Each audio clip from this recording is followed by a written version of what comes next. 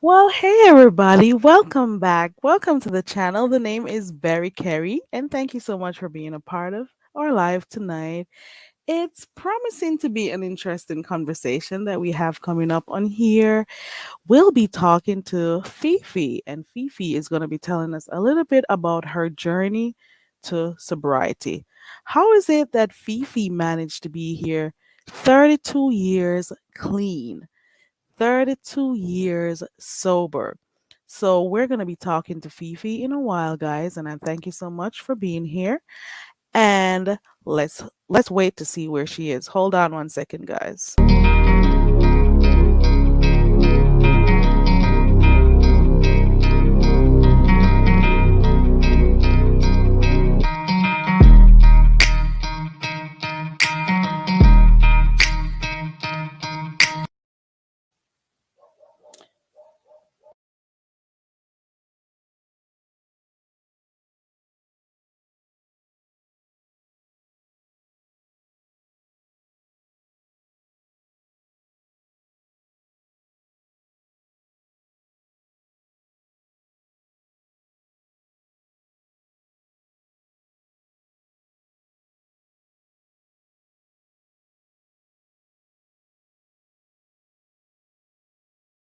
Okay, so we got Fifi in the chat. She's trying to click the link, but she says it's not working. So we're giving her a few more minutes to get her things situated, and then she'll be up in a few, guys. So let's give her a little time. Welcome, everybody, and thank you so much for joining. I appreciate it, guys. Thank you, Sincere.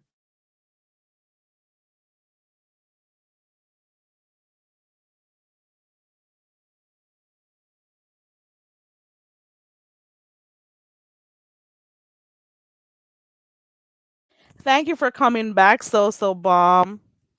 Thank you, Sincere, for sharing. Thank you, everybody, for being here to support Fifi.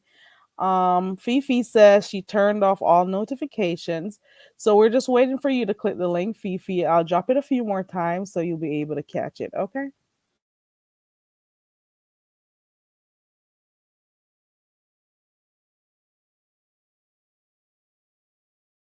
Okay, guys, let's be patient with Fifi. She'll be up. She'll be up in a few. She'll get it. There goes the link, Fifi. And for those who are just coming in, thank you so much. We're going to be having a conversation with Fifi about her struggles and her success. How did she manage to stay 32 years clean? Okay, so we're giving a little time. Let's be patient while she makes her way up. She'll click the link in a few. Okay.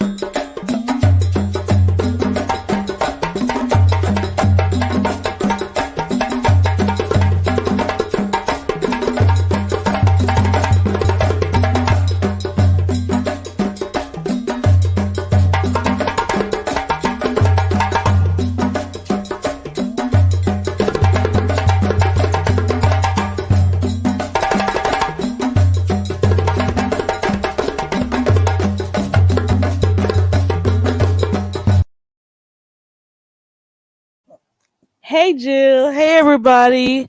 And for those who are just coming in, we're trying to have Jill get through with the link. The link is in the chat. I'm not sure what's happening. She's not getting through, it's not connecting. Let me know what's going on with you, Fifi.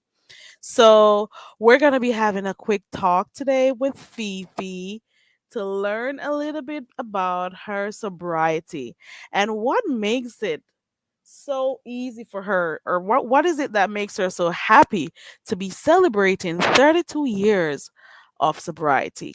So we want to encourage her to continue on her journey, and I'm hoping that today with this live, people who may be going through the struggles also will, be motivated to keep strong. They'll watch, if it even if it's one person today, that they'll understand that quitting is a gradual process, and they'll be Sincere said she clicked the link and it worked. Fifi, yeah, she did. She just tried it. I'm not sure. Are you using your phone or your computer? Which one? Are you in the? I'm not sure what's happening. I'll drop the link one more time. Let's see what happens. I'm not sure what's going on, but here you go. Yeah, so I'm hoping that by having this conversation with Fifi today, at least one person, doesn't necessarily have to be someone in this community that we're accustomed to over here in YouTube, anywhere, somebody somewhere is gonna, receive her message, understand that they're not alone, they're not the only one who has gone through this before, and understand that quitting is a gradual process, and they've got to do this for themselves. They got to do it for their physical health or their emotional health. Do it for themselves. You know what I'm saying? So I can't wait to hear what, Fifi's gonna give or share with us, I should say. So let's see. We're being patient. We're being patient, Fifi. She says she's coming. She's getting it. That's okay. It happens. Sincere says you should probably try to refresh your page and try again. Fifi. But we'll be patient. It's okay. It's okay. It is okay. As long as you're here in the chat, we know that you'll be up in a few. That's okay.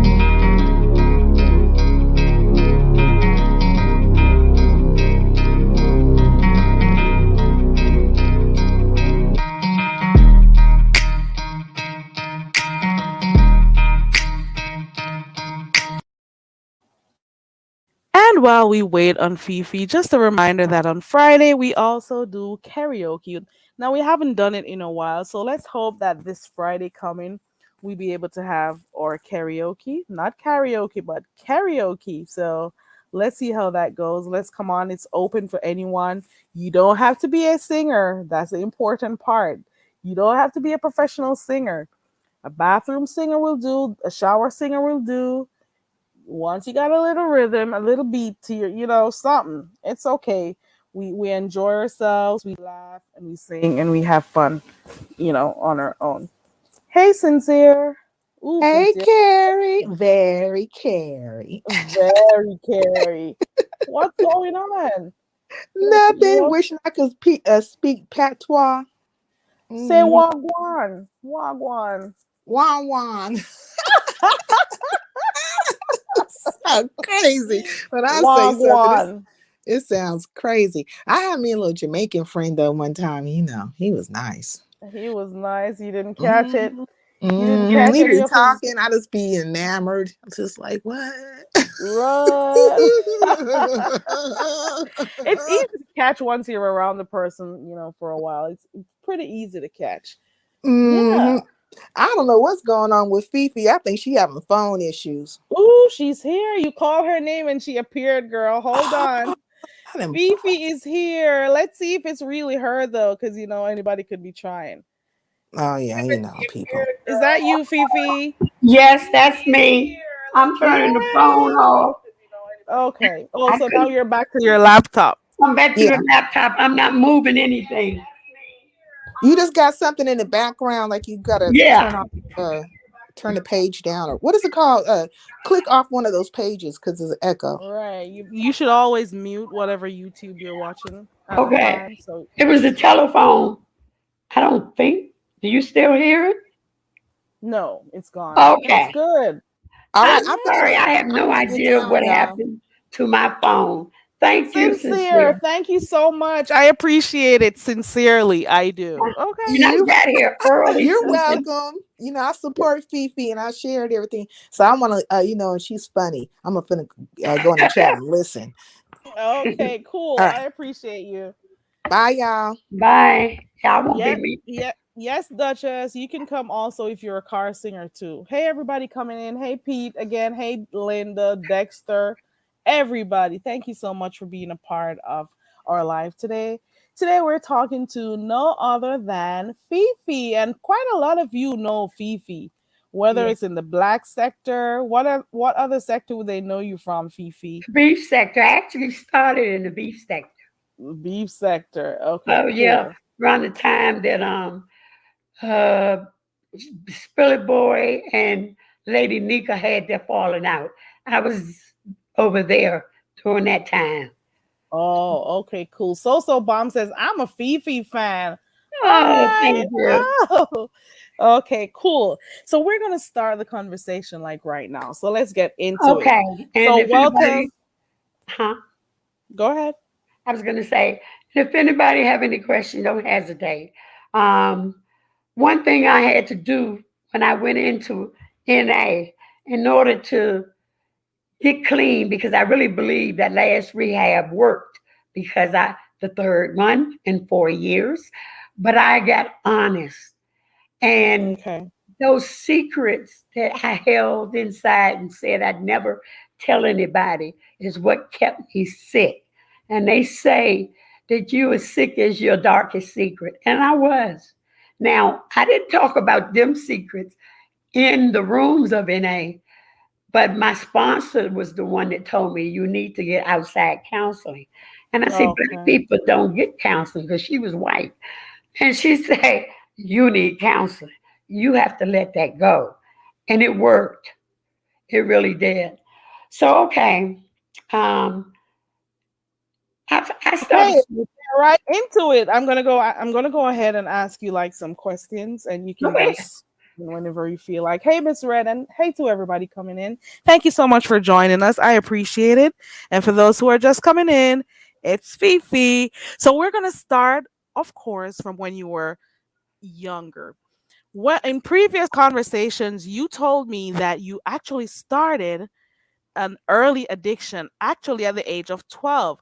Now I want you to tell Love. the audience, how did that happen Well, and what was your drug of choice at that time? Go ahead. it was marijuana. It was weed. From the first time I smoked it, I fell in love with it. Uh, How did you get access to it though? Because you were only 12 years old, Fifi. How yes, does a 12-year-old get access to marijuana? but that was back during the time when Vietnam, the end of the war in Vietnam. I'm that old. I'm closer to 70 than I am to 60. And as a result of it, um, marijuana was everywhere. You could find it, not this grade, but you could get marijuana anywhere. And we had a group, well, our gang, a gang of girls. It was like 8 of us. And I hadn't thought about it to the day, but there's only 2 of us alive. And the one that is alive besides me, she never smoked and did anything. She just hung with us. So I can say I'm the only one who's still living because we went from marijuana. I smoked marijuana at 12. It didn't stop school, of course.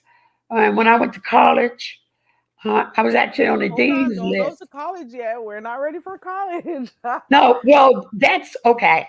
Yeah, we Okay, want to so I start. We want to stayed. gradually pick up. So let's start up at the early age, and then we'll cruise on into Okay, when you get yeah, to maybe I'm college. moving too fast. Right. Okay, I started smoking So at 12, yeah. and my brother-in-law, to be honest, he's a pastor now, but him and my sister got me high just to see how I was going to act, and I was messed up, and apparently my mother could tell. When I got home, I got my behind whooped, and they said they didn't laugh, but Oh, so your yeah, pastor and your brother were the first? no, my sister's husband Oh, is a your pastor. sister. Oh, your Yeah, he was a ooh. pastor then, but they Oh were the no. ones, first ones that gave me marijuana, and after Okay. that, I fell in love with it, and um, Wow. and I found out that other people my age were using it. Wow. So I was never interested. But like I said, I fell in love and I continue to smoke. And Uh, were these adults at the time that actually introduced you? Because yes, they were much older yes. than you. Wow. Yeah, it's my eldest sister. She's about Mm. 6 years older than me. Peggy's two. No, Yeah, I want to. she was 6 years older. Okay, no, I want to ask you, was there during that time that you said you fell in love with marijuana, were you experiencing like any traumatic, any trauma in your life at that time that, even when you started to try marijuana, it kind of soothed what, the issue that you were going through at the time? Were there any traumatic things going on in your life at that time? Well, I guess if you call getting my behind whooped, but and black folks, I mean, we used to get beatings with belts. So, but I don't consider that trauma because we all went through that. My friends, we were punished. The way we were punished back then, child protective would probably have been in our life now Wow. if we, yeah. Because my parents were Southerners and they didn't go for that BS. And since my mom didn't work, she was there so she could tell something was going on.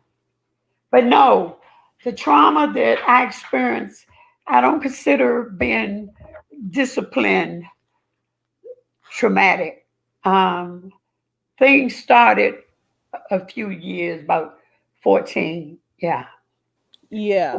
So Before so that. you said ever since they introduced it to you, you decided, continue doing it. So how were you able to afford it? You said it was easy access, but how were you able to just, be able to get access to it whenever you wanted it to? Especially at Well, such a young age. I hung out with a gang, and I'm gonna be perfectly honest. We used to snatch pocketbooks of little old white ladies on Capitol Hill. I mean, it was 8 black females. Yeah, we snatch the pocketbook, take the money. God forgive me, y'all do too. But that's the truth. And we Yeah. took that money, went and bought marijuana, and then we went over to the library when it was closed, laid down on the grass and smoked pot, looking up at the moon. Wow. In that time, what was it like? What was your academic performance like at school during that time? It was always good, believe it or not. I was always a reader, um, so I was. I never really had to ask for help. Well, neither one of my parents could really help us with it. My oldest sister could have, but I was end up helping her most of the time. So for some reason I was always good in school. That was never an issue. It did not drop. We couldn't smoke every day. We could only smoke when we went and snatched the pocketbook or we could get away from the house. My parents were a little stricter. Most of them could go where they wanted. I would go, but I usually knew I was going to have a behind whipping when I got home. But I got to a point I didn't even care. But that's further 3 years later. I didn't care. So yeah, I fell in love with it at Okay, 12, so and moving on to your teenage years, Fifi, did you continue like doing the same marijuana? Did you start doing different drugs during that time as well, a no, when teenager? I was at 15, um, in the 10th grade, I stayed out till 5 o'clock one morning with this guy. I was in love with him. But but anyway, when I came home, he dropped me off. I told him leave because I didn't want my moms to know who I was with. Well, they already knew. And instead of letting me in the house, my mom threw a bag with some clothes and told me, go stay back wherever I Oh, was. So I went up the street at 15 and I stayed with my girlfriend. And my mom found out. She called the juvenile detention. They picked me up and took me to juvie. I stayed overnight, went to court. That was like a Friday, went to court on Monday. And I had to listen to the judge talking about how good my mother was, blah, blah, this and that. Well, anyway, the food was so bad, I didn't eat. And they used to lock you in the rooms as detention. In DC. So I fell out in court. And when I came to, my mom, my mom had left me money and told me to catch the bus home, which which is what I actually walked and kept the money because it wasn't that far. It was from downtown where we lived. But I continued to be wild, and I went and stayed out another night, couldn't get in. And I stayed, but I stayed with somebody they didn't know. My brothers came looking for me. They found me, and one of my brothers, but I was still going to school. But one of my brothers told me I could come stay with him. He had room, and I stayed with him. He said all I had to do was go to school. So what was that? What was it that was happening? What caused you to be so rebellious during that time? Must have been something. Why Yeah, were my you? parents were too Seemed like you were strict. just They angry. were strict. They were no, I wasn't angry. They were too strict. When the street lights came on, we had to be in. Other kids would be out walking the street, going to the store. We could not go past that gate. But some And I people would just want to felt, think that your parents were just being, being disciplined. They were yeah, disciplining. It was a form of discipline. But yeah. as I was the teenagers, first. you're rebellious. Yeah, so I gotta be to be honest. It wasn't until I was married that I realized that it wasn't all my mother's fault. I was the one. I like being in the street, the nightlife, going to parties. And that was another thing. Well, going to parties and doing what I want. Now, when I went to stay with my brother, I was allowed to do that as long as I came home and went to school the next day, and which I did, you know. Okay. But yeah, I just wanted to You do just what I wanted to wanted to do. I was the first right. girl to drive, the first one to use drugs, and I'm like number 11. I got sisters, one was under me, one was above me. I was doing things, I mean, my older sisters had never driven, but my brother was still in cars and he taught me how to drive. So Wow. he was kicked out already. So we had a good time back then. Okay, you had also mentioned the last time that you were a member of a gang. What were Yeah. the circumstances that led you to being a part of this gang? So tell us a little bit about life in general as a teenager being a part of a gang. Okay, initially, the first gang, the one where we would sit up on and snatch the purses and all, that gang only lasted maybe about 3 or 4 years.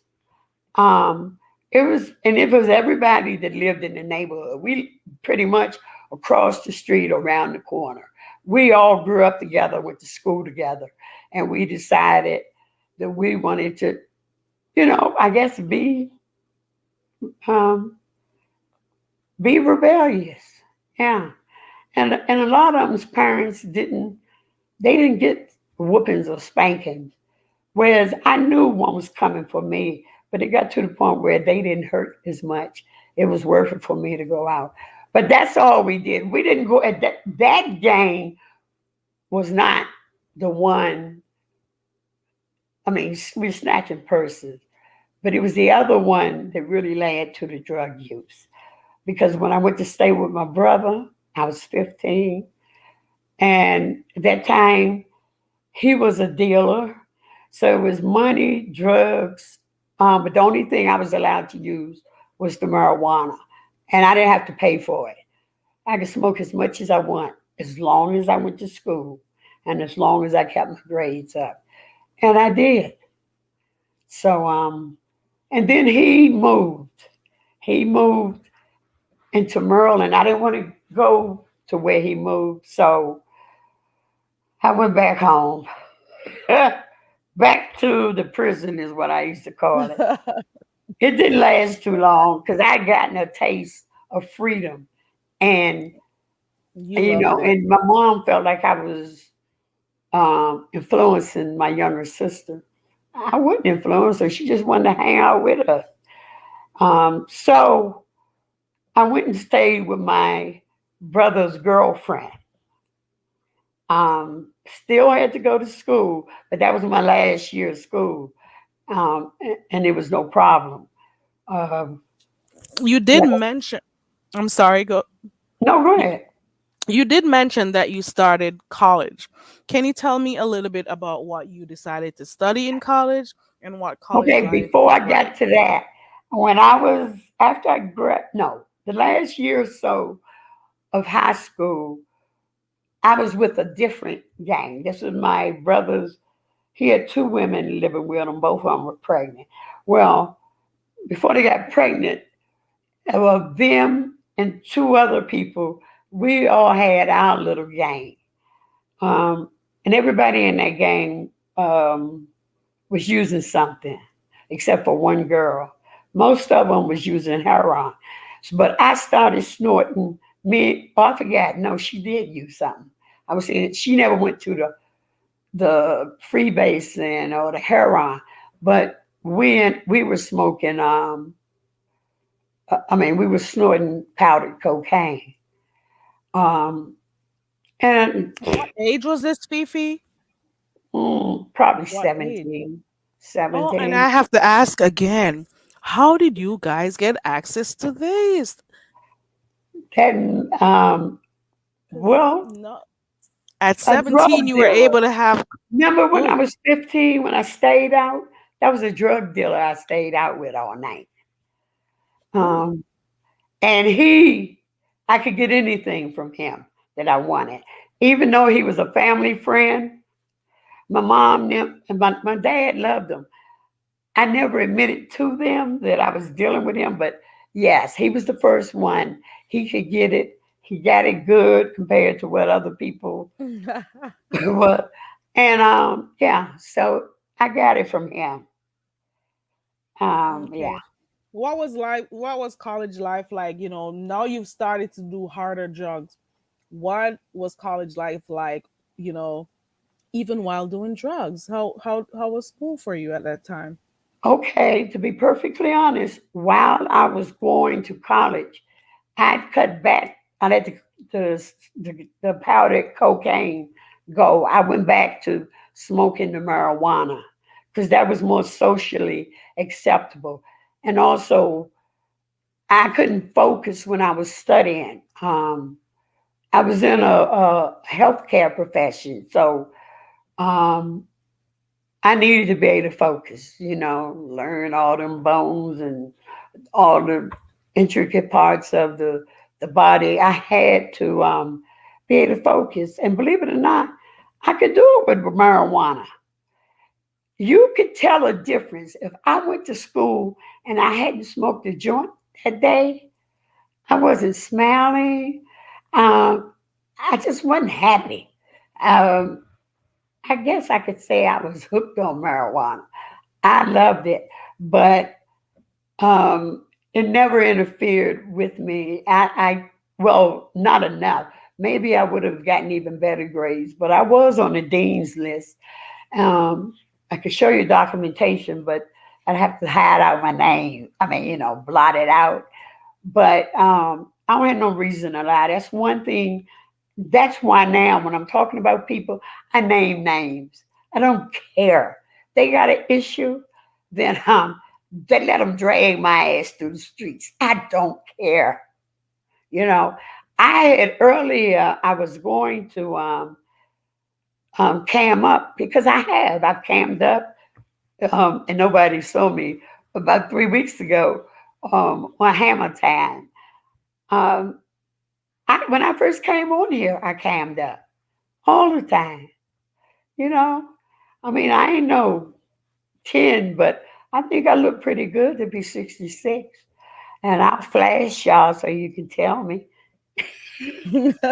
Yeah. Well, Look, it's I'll up to flash you. the people in the chat so they can tell me whether or not that body look good to be 66. Yeah, I Well, it's believe up it to does. you. Yeah. It's up to Nah, you. next thing you know, they'll be wanting me to flash every week. But Hey, especially cool that. gamer, especially But Duchess. I said, especially Duchess. Yeah, he want me. Yeah. Okay, so Fifi, You said you were one of those radicals when you were going to college. Yes, Were you one of those woke, those so-called woke students at the time? And if so, what were the causes that you guys were yes. Um, working it for? could be anything. It could be something was going on in the city, anything that might cause people to rebel. Because we even went into the dean's office. We interrupted a meeting. Most of the people were white, but we would walk around back and forth with, it could be like failure to get people to get enough financial aid. I didn't have to worry, thank God. It wasn't for me. It was for other people. I had a grant. I didn't pay a dime. Um, I found out about this place where they were giving out grants, and me and a few of my friends with them. When I saw them on the bus, they laughed at me because I was dressed like I ain't have a dime to my name. And my mom, even though we had a lot of kids, a lot of them were out of the house. So she dressed us well. I was heavier, so I couldn't wear hand me downs. And my dad worked for the railroad, so we rode up to New York. It was something like every weekend if my mom would go. And we got clothes. So it's not like I didn't have them, but I went in there dressed like I needed help. And I can honestly say I was the only one of those four that came out there with a full grant. I didn't pay for a dime. I didn't pay if I wanted to go to the dentist. I needed shoes, anything. The money was there. And if the money ran out, I mean, they paid for the classes automatically.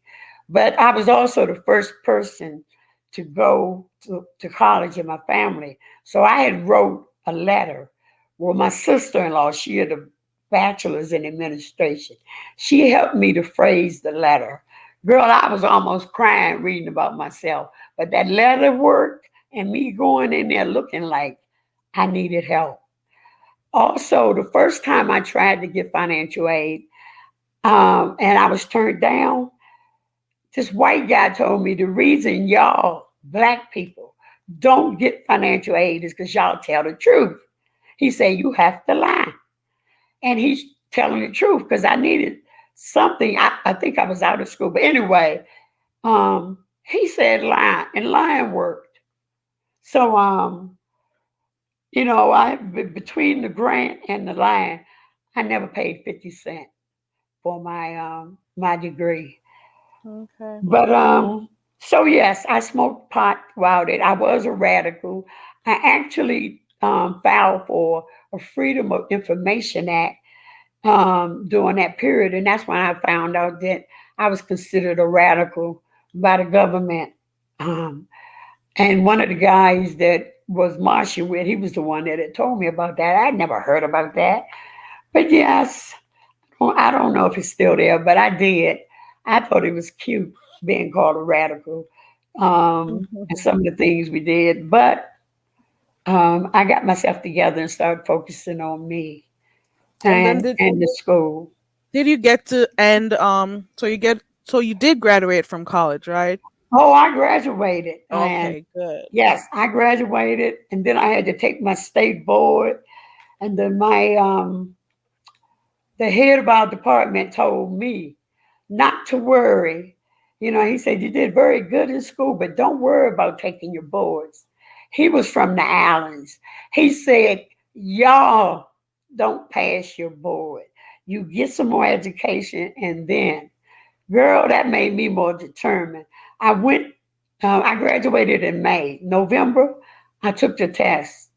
It was two parts. First part, I passed with no problem. Second part, I barely passed, but I passed.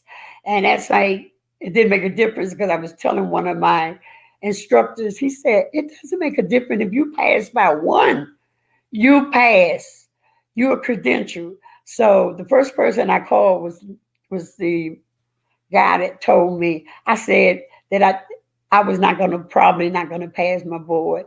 And I thanked him. I told him, I said, you motivated me to study hard. And then when I thought I'd study hard, to study a little more because I refused to allow you to be right.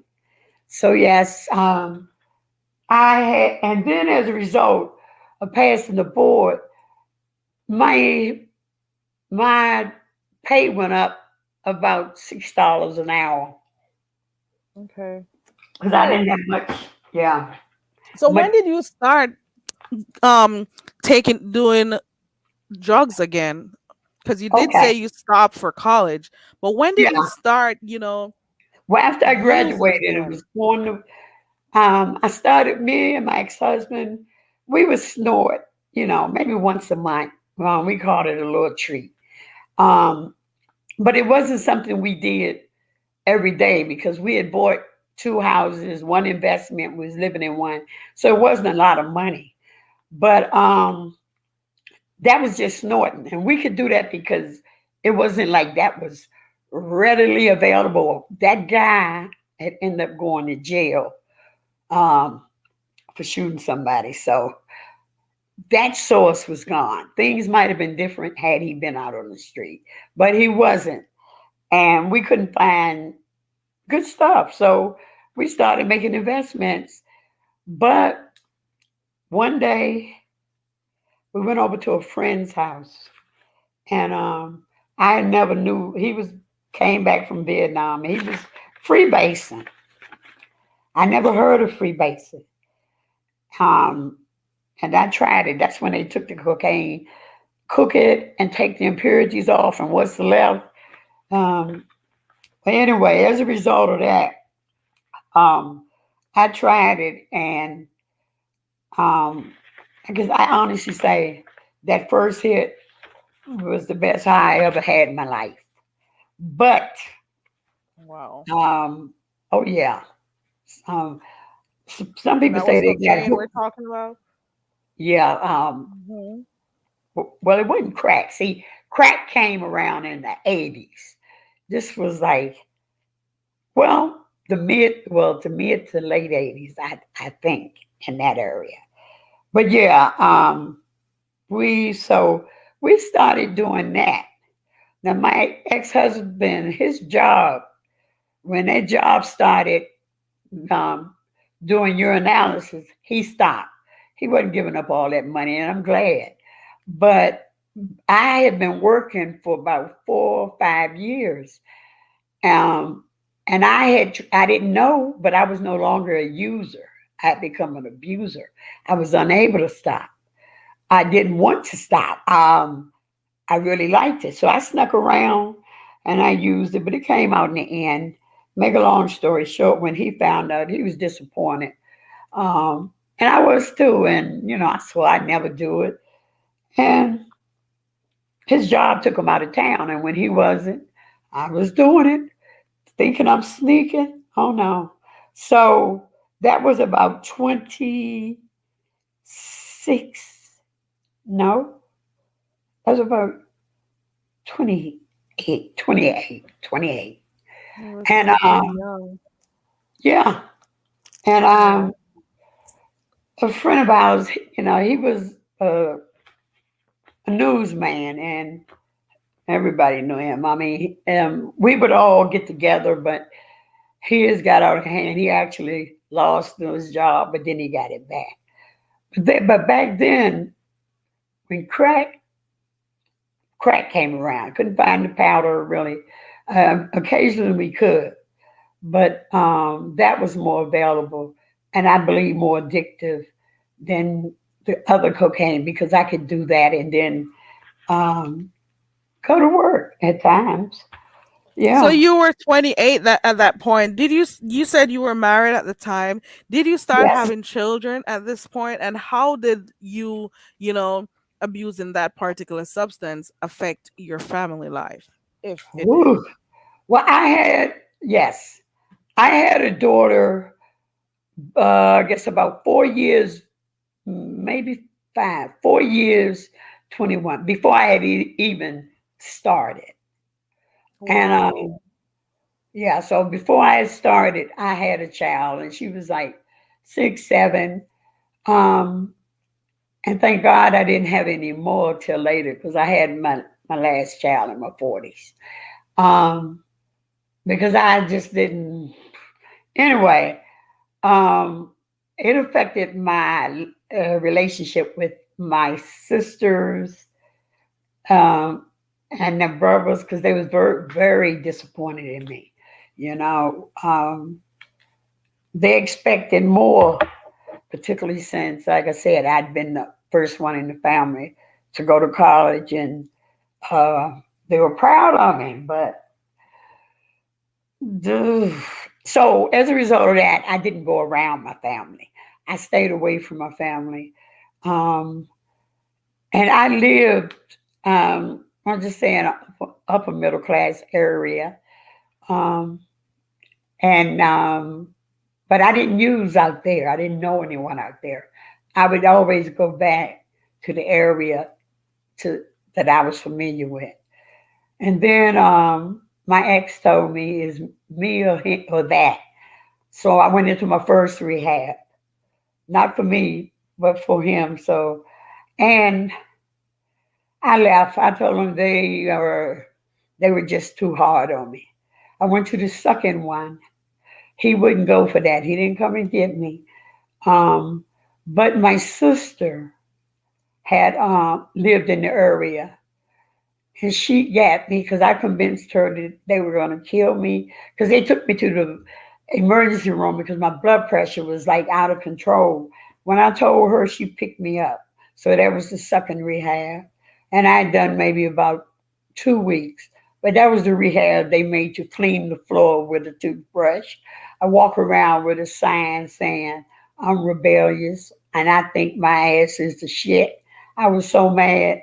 But it was either that or leave, and I just wasn't ready to leave because I couldn't walk home. I was much too far from home to walk.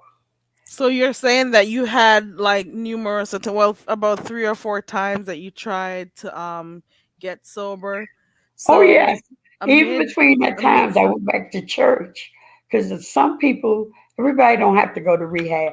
I saw people going to church, and it would last for a few months, and I'd stay clean, and then I get that urge, and I go back. But the last rehab I went to, my insurance company. Now I tell everybody my clean date is 10/17 because that's the date that I went into the rehab, the last rehab. But that place refused to take me unless I was completely clean of drugs because I had already been to two. And some people said, "Why go to a rehab if you're clean?" Because I was afraid that I wouldn't be able to stay clean. So I mean, during that period, he took me to work. He brought me home. He took things out of the car so I couldn't drive. When he had to go to work, there was no bus service in that community I lived in. No, if you didn't drive, you was just out of it. So, yeah, the last one I went into, 2 weeks into it, I did something that I had never done, and that was I got down on my knees and prayed and asked God for help because I felt that if I went back out, or at least I'd shared in the meeting, if I go back out, I won't come back. I'm gonna shoot myself in the head. I refuse wow. to allow anything to control me like this again, and it did control me, um, even when I didn't want to, you know. Okay, do So, you want like some examples of things that you would do when you were, snorting cocaine at the time? What were some of the oh, things the that you did? snorting wasn't the problem. When I was snorting, I could snort and go to work and do my job. So Um, what was the that was problem? that wasn't a problem. The problem was when I went to smoking it. When I went to Oh. freebasing, yeah, Oh, from the freebasing, smoking. yeah, Ooh, okay. yes, How did it freebasing. affect your daily life? Can you think of like a situation where you smoked that and that substance, let me say that substance, and how it affected you? Whether, give me like something that stands out in the back of your mind right now about what happened when you used to smoke that substance. Paranoid, closed all the windows. Usually before I smoke, I took my um, I always took my blood pressure medicine. I be thinking I'm gonna have a heart attack because I've heard of people doing it. But I would stay in the house and do it, and wouldn't go out until I was finished. And How did it affect your eating? Oh, I'm sorry. You oh, you can go ahead first. I actually, that's a good question because I was fat with a pH. Um, Before I started using, when I started using, I had lost so much weight. I started wearing bigger clothes and extra pants or whatever under my clothes so it wouldn't be so noticeable, the weight loss. So, yes, I lost a lot of weight. It's a hell of a drug, and it is a way to stop, to lose weight. What are My, some of the other things that happened when you were smoking that drug? I was using money that, um, okay, say if I started and I couldn't drive, I would call someone who I knew was using because I met people in the rehab, the first two, and I called them. They had a car, and I could go and work. At that time, my ex wasn't smart enough to cut me off from the money.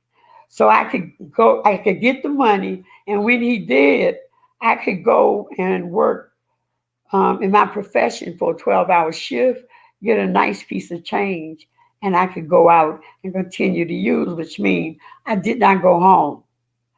Um, yeah, it was messing with my marriage. I mean, he was upset. But thank God he had enough sense not to hit me because he knew what was happening. Was Um, but wasn't he still using at that time too? no, he stopped. He stopped because of his job. His job started pissing him. He said, I ain't losing this good money for no drugs. So, yes, he stopped. But it was harder for you to get off of it. Yeah, I had gone past the point of using. And I know now I had become an abuser. That's why I know I can never, ever, ever go back to that drug. If I were to do it today, I believe I would go right back to that point I stopped 32 years ago, and I would be using just as much as I was using then. Oh, I forgot something. When I said my date was the 17th, oh no, I told y'all they made me stay clean a month. So it's actually September, but the months don't really matter. I didn't count the months. I've heard of people counting days and months. I counted years. But during this time, I started going to NA meetings, but I never stayed. I would come in and off. They just always say, keep coming back. Um, and they named me sicker than most because when I got honest, it's like, God damn, you did that? Or you sicker than most? So that name kind of stuck with me. Um, but Sicker than most. sicker than most. Yeah, that's what they I want call to me. let me ask you. Did you consider yourself a functioning addict? Yes, yes. The And why job why do never you say so? Go ahead. because I never lost a job as a result of it.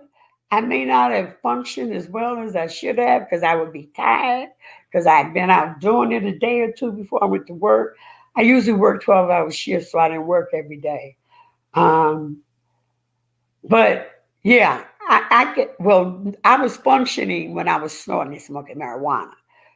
There was no functioning after I started freebasing. No, there were times though when I would do it and I would stop, and yes, I would go to work. But eventually, it got to the point. I'd say like in the third year that I would call in, and a liar, addict is a liar. You learn to lie. I've I've never come met. to learn that. Trust Yeah, and believe. I have I've come to never learn met that an an honest addict is a addict. liar. Yes, and so I lied. And I would tell, I remember once when I went into the rehab, I didn't tell them I was going to the rehab. Had I told them that, I would have been restricted from certain things on my job. I didn't want that restriction um, because I didn't want that restriction. So I never told them. I would say my ex, I was running because my ex had abused me, so I had to leave home. I never told him, and I would be I would be off for a while. And since I was registered, I guess they believed me. That and me making. When I was there, I knew how to do. I actually at that point was like an in-service coordinator. Um, but the functioning addiction part pretty much ended when I got deeper into smoking. When they went from freebasing to crack, because you couldn't get enough crack. You don't know what that was. That stuff was just, oh, I think of it as the devil. It is the devil. I suggest to people don't try it.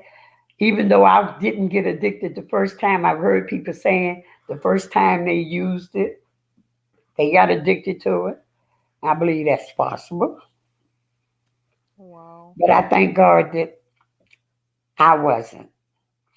You mentioned some of the things that happen once you're, exposed or using these types of drugs. You mentioned the loss of weight, you mentioned the lying, um your the Family, paranoia. What about how your it affected your family, because you did speak about your husband and how, ooh, he was abusive. And is it because of how he was disappointed in you because you were not, trying to get off of it like he had? Is that one of the reasons why? yeah. I mean, he was not abusive. I didn't say that. No, he was never. I was saying no, no, no. He was, and I thank God for that. But he was disappointed. Okay, he was He was, yeah, disappointed. he was very disappointed in me. But he was not an enabler. He went to narrow down so he could learn not to be an enabler, because in that second rehab, the counselor told him, "You're going to love her to death." He said, "What do you mean?" He said, "You allow her to keep going through this and you're falling for this, you're going to love her to death." And I've never forgotten that. And I know sometimes people do. But he went to Naranon and then he got real strict and intolerant of my behavior. But I was also very, at that point, disappointed. That's when I went to the third rehab, which was like 3 hours from my home. And they were strict up there, but they didn't make you walk around with the signs and all that humiliation. But they had what they called a bullshit can. And they made me carry the bullshit can. They told me I was full of shit. And they had a chair they would put people in the meetings, and they put people in there, and they would break them down. And I kept asking, "Put me in a chair." They said, "Oh no, you ain't ready. Put me in a chair." I said, "Yes, I am." They knew I wasn't ready.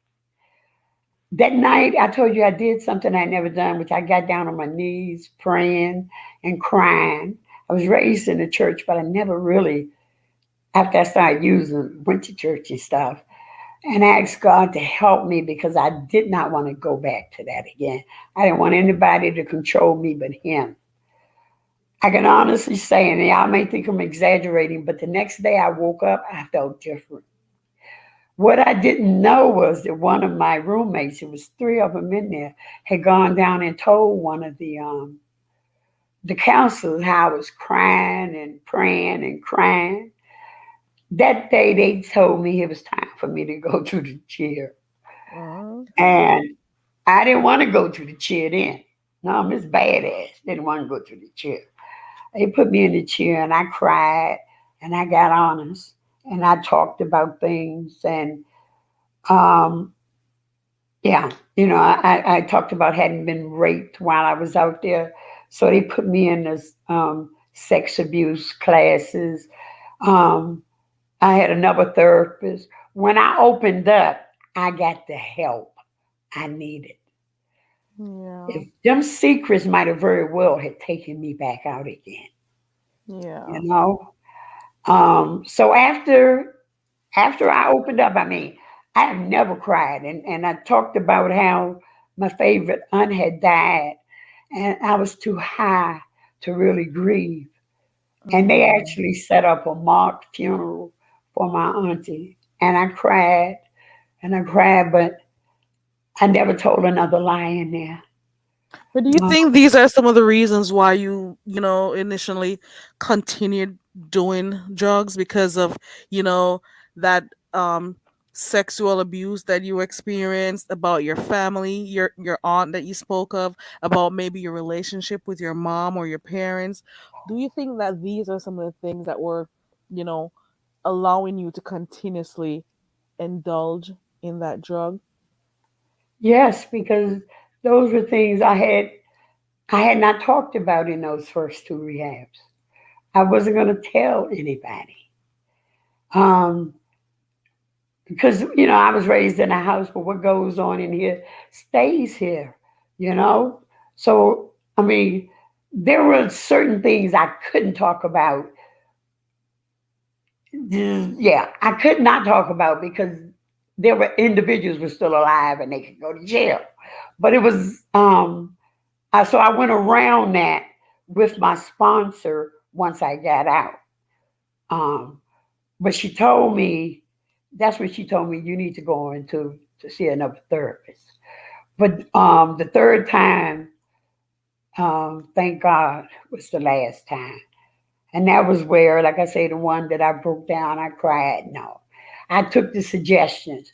They told me do 90 and 90. Sometimes I did, and that, one meeting a day for 3 months. Sometimes I went to 2 and 3. I started hanging out with people who were not using. I had to stay away from certain family members. Even if they weren't using, they were selling, you know. Oh. Unfortunately, I got 3 nephews that would never hit the street again because of the RICO Act. I Mhm. can't, but they got to the point where they stopped giving me because they saw I had a problem. But yeah, So did you find that you lost like a lot of friends along the way, when you were actively using? Cuz I think I did remember you yes. saying that you lost quite a number of your friends. Yes, I did. But I picked up new friends now. You'd be surprised how many people in professional modes, and I mean physicians and all, that were smoking back then. This was like in the 80s. Yeah, it So wasn't you just, had yeah, I mean, so you had friends dying from overdose, you had friends going to very jail. few, Did very you have few. I had a did close friendship with certain individuals, and they were using. So I lost one set of friends because, I know I ain't gonna say I lost because I still talk to them today, but I stayed away from them because they were not involved in that.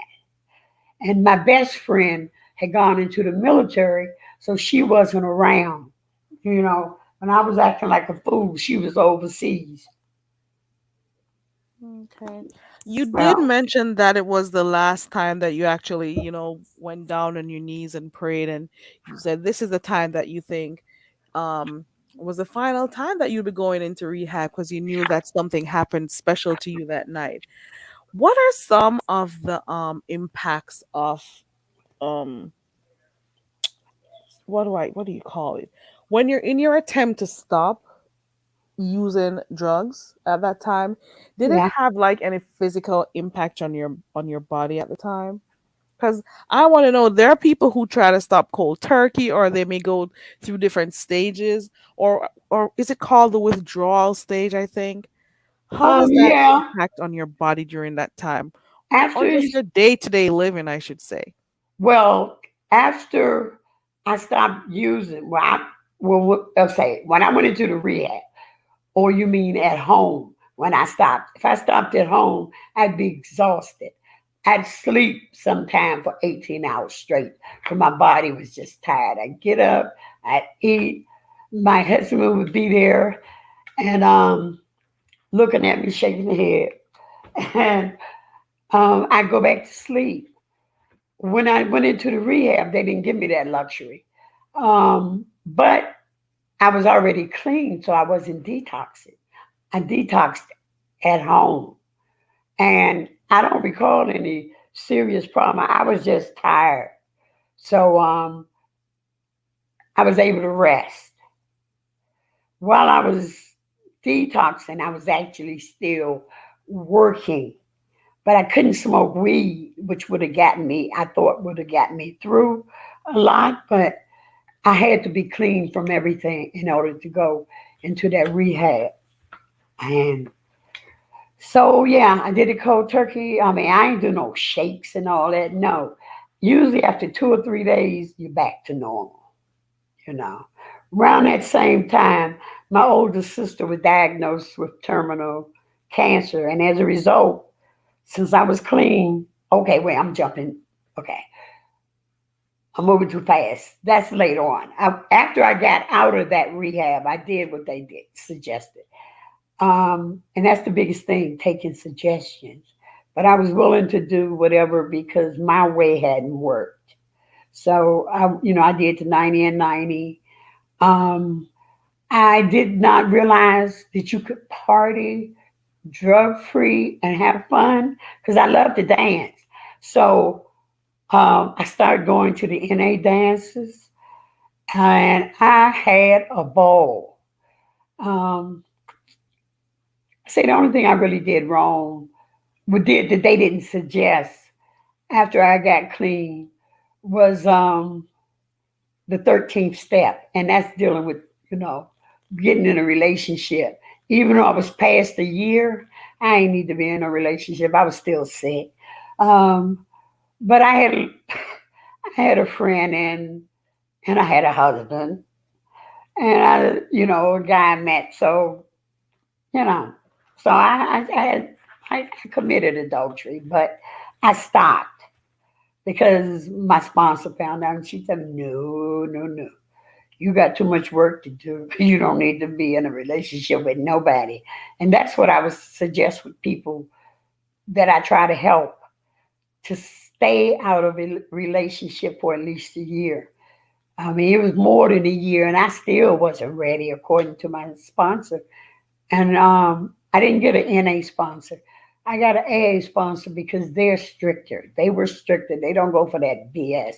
Now, when I went to AA meetings, I couldn't say, hi, I'm Fifi, I'm an addict. I had to say I'm an alcoholic who uses drugs, because AA was strict. But um, I believe that's what I needed. I needed the strictest set of rules I could get. So after I got my sponsor, they have you. They call it 12 steps. Some some people don't write them out. My sponsor made me write it so I can look at it on paper.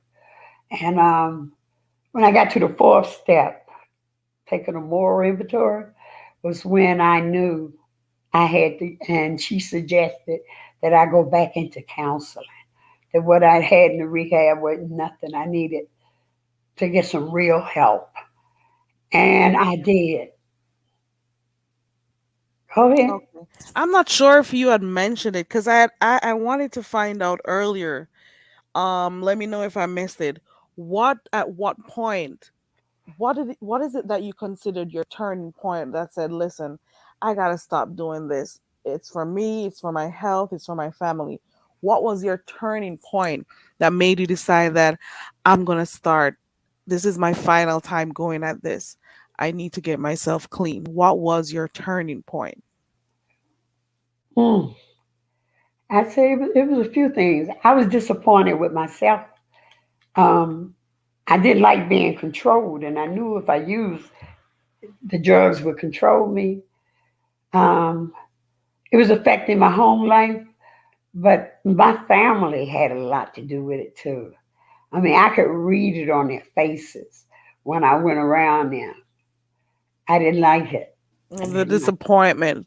Yeah, and the How did shame. your they were ashamed? You mean, so what about your mother at this time? Did At that what time, was my her? mother was ill, so she wasn't aware of what was going on. My father, he knew, and you talking about he didn't have to say anything. He just gave me that eye. and shook his head. the Yeah. the disappointment. And a Yeah. lot of people don't seem to understand, when they do abuse different substances, they really hurt the people around them more than anything else. They hurt their children, they hurt their family. And I want to ask you, what do you think about this statement right here? Anyone who takes drugs is a selfish person. Do you agree with that statement? You become a selfish.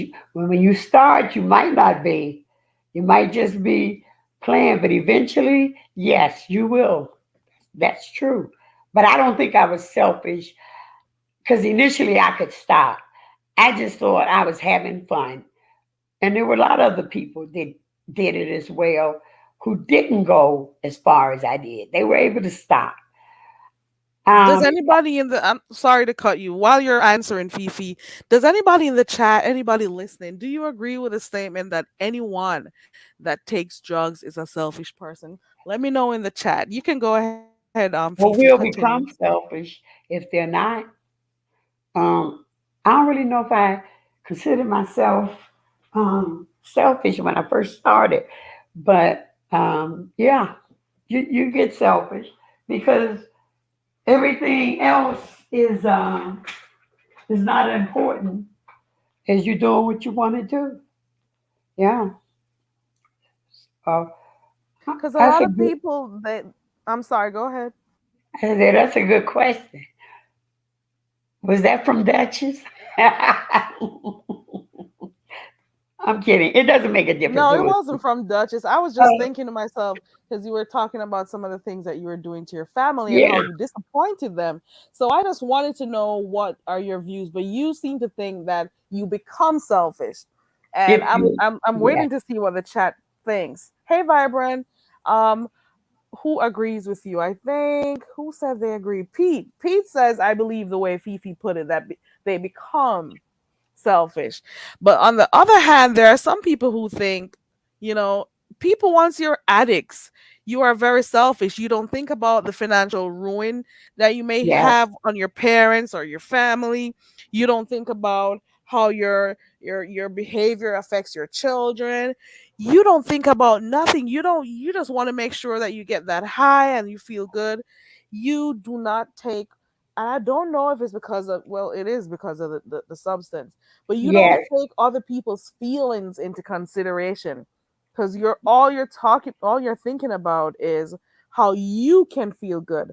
What can you do? It doesn't matter if you're going to have to steal money, beg, borrow and not return. It doesn't matter if you got to sell people stuff to get what you want. You know what I'm saying? So in some yep, cases some people may think it's selfishness on that part. yeah. It is. I became selfish. I mean, I was fortunate enough. I wasn't rich, but I was rich as some of these addicts are on YouTube. But I was financially stable, and my ex-husband was. So um, I didn't have to take stuff from the house. That's what they call a not yet, which means if I go Mhm. back out there, I may very well take stuff. Oh. Always say if I Mhm. go back out, I'm having a yard sale. Everything got to go because I need the money, Wow. you know. Wow. But because Yeah. of him, yeah, because of him, I didn't have to. And And because, then there are loved ones who are emotionally abandoned because of the yes, addiction, because it demands so much on the individual. They are so much more focused on their obsession and their compulsion. So people in the family usually get abandoned because of that. You know what I'm right, saying? So yeah, you that don't is want to go also around part of somebody. it. That's true. That is true. Well, when I came out the last rehab was when, and that's what I say I'd gotten ahead. My sister had terminal cancer, and my ex told me I could stop working and bring her there and took care of her.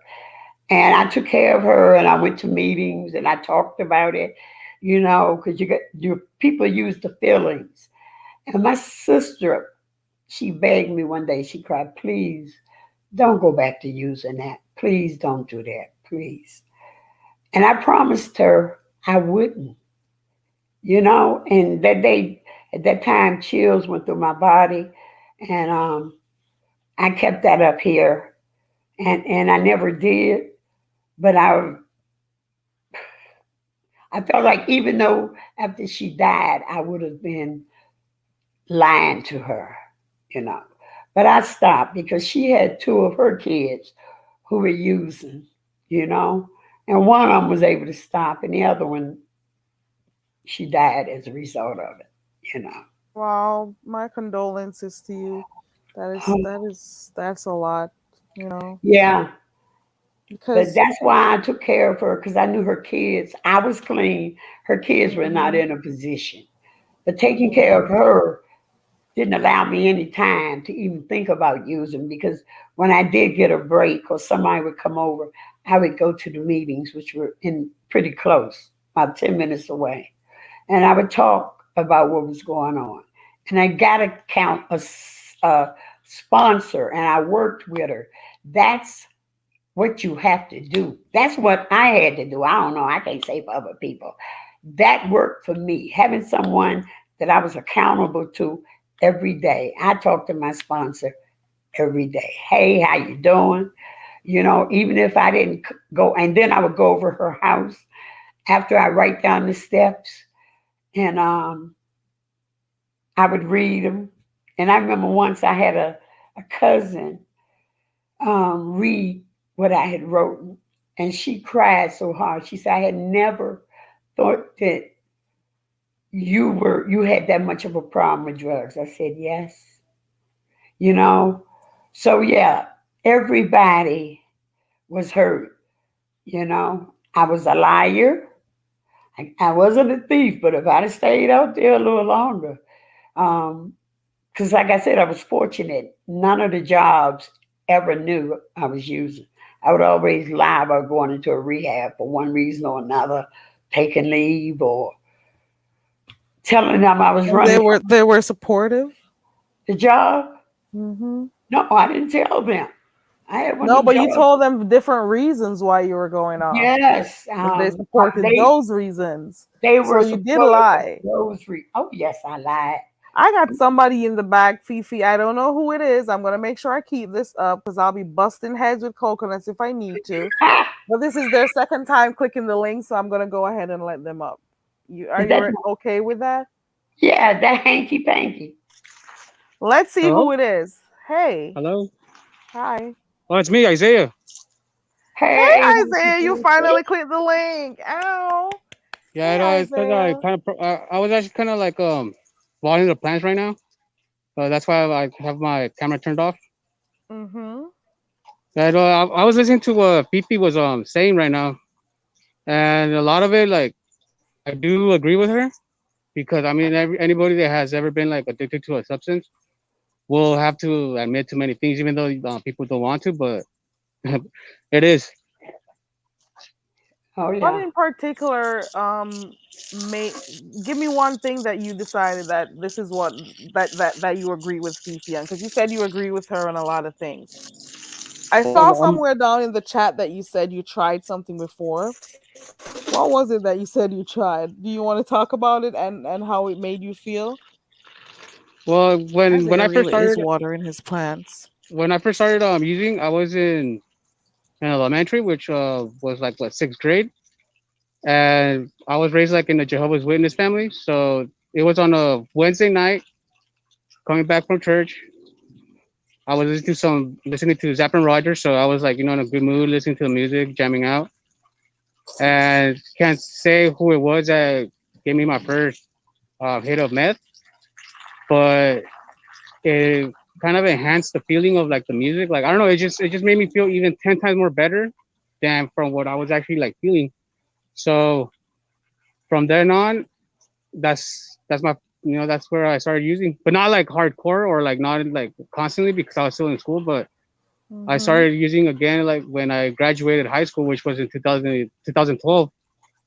That's where I started like using a little bit more and more and more until it got to the point where I was not a full blown addict, like the typical stereotype where like you go steal stuff, where you're stealing from the family, you're like robbing cars. None of that. I had a job. I supposed to consider myself as a functioning meth addict, but in reality, it's not because I would sometimes space out or forget like what I was supposed to do. I took because you do act a little bit different at work, especially when you're working like in hard labor or anything that has to do with construction, agriculture. Mhm. People will notice, like they see a change in your behavior, the way you talk, the people you hang out with. Mhm. Oh, So your sound it, is going out. Keep oh, going. it's noticeable when you're not the same no more. Even the family starts to notice. Even though it's, yeah, some family members do like not really care about like pretend not to care of the person, Mhm. but in reality they do deep down because eventually they will sit down with you and ask you like to be honest, hey, are you using or what's going on? Because they notice the sudden change of your behavior is noticeable. You can't ignore that. And another And that one is is why I'm uh huh. sorry. Go ahead. And that is why Oh no, Fifi, at one point when she said she was in college, she had a take a break from using the what was it, cocaine at the time. So she just stayed with marijuana because people would obviously see the changes in her behavior, in her attitude and stuff while she was studying. So I can see where your point right there, because your family will see the changes in you. Do you yeah, have any every questions for Fifi? oh no, like No. I can totally resonate. I can totally like I just picture myself like going back to those times and stuff like well mostly what she said like on like if it's being rebellious it depends on the person. Like the whole like you don't have to like worry about like getting the next fix or anything because there's always gonna be someone that is always providing. There's a lot of stuff right there, but in my case it was methamphetamine and a little bit of alcohol too. But the reason I don't really drink alcohol not much anymore is because it brings me back that feeling of wanting to use again. Because when you like use methamphetamine mixed with alcohol, Mhm. you somehow can keep going for the rest of the night. Like you will fall asleep because alcohol will make you like well cut it. Like even like liquor or anything. That's what I would Mhm. do. Like if I'd be like on meth and I wanted to go to sleep, so I would just drink like a shot of liquor or like drink like 5 beers in order for it to cut it off. It will put you to sleep. Um, there's other many things that she was saying that it actually made me laugh because it is true. But in my case, it was meth. And how long have you been clean? Since I went to rehab Mhm. in 2015, like in October Wow. 25th of 2015, I Okay. was there, but I went into a rehab center in Tijuana, which is there's a lot of corruption down there, but it's not that. It's just it's on the person that wants to change. Because I had two cousins that were in that rehab center before I was, and they were tricked into it. Like one of them was tricked that they were gonna go eat tacos, but once they were like once they were in close by like where they planned to meet up with the staff, Yeah. they rolled up on them and picked them up. The other one was that he was gonna go visit the dentist.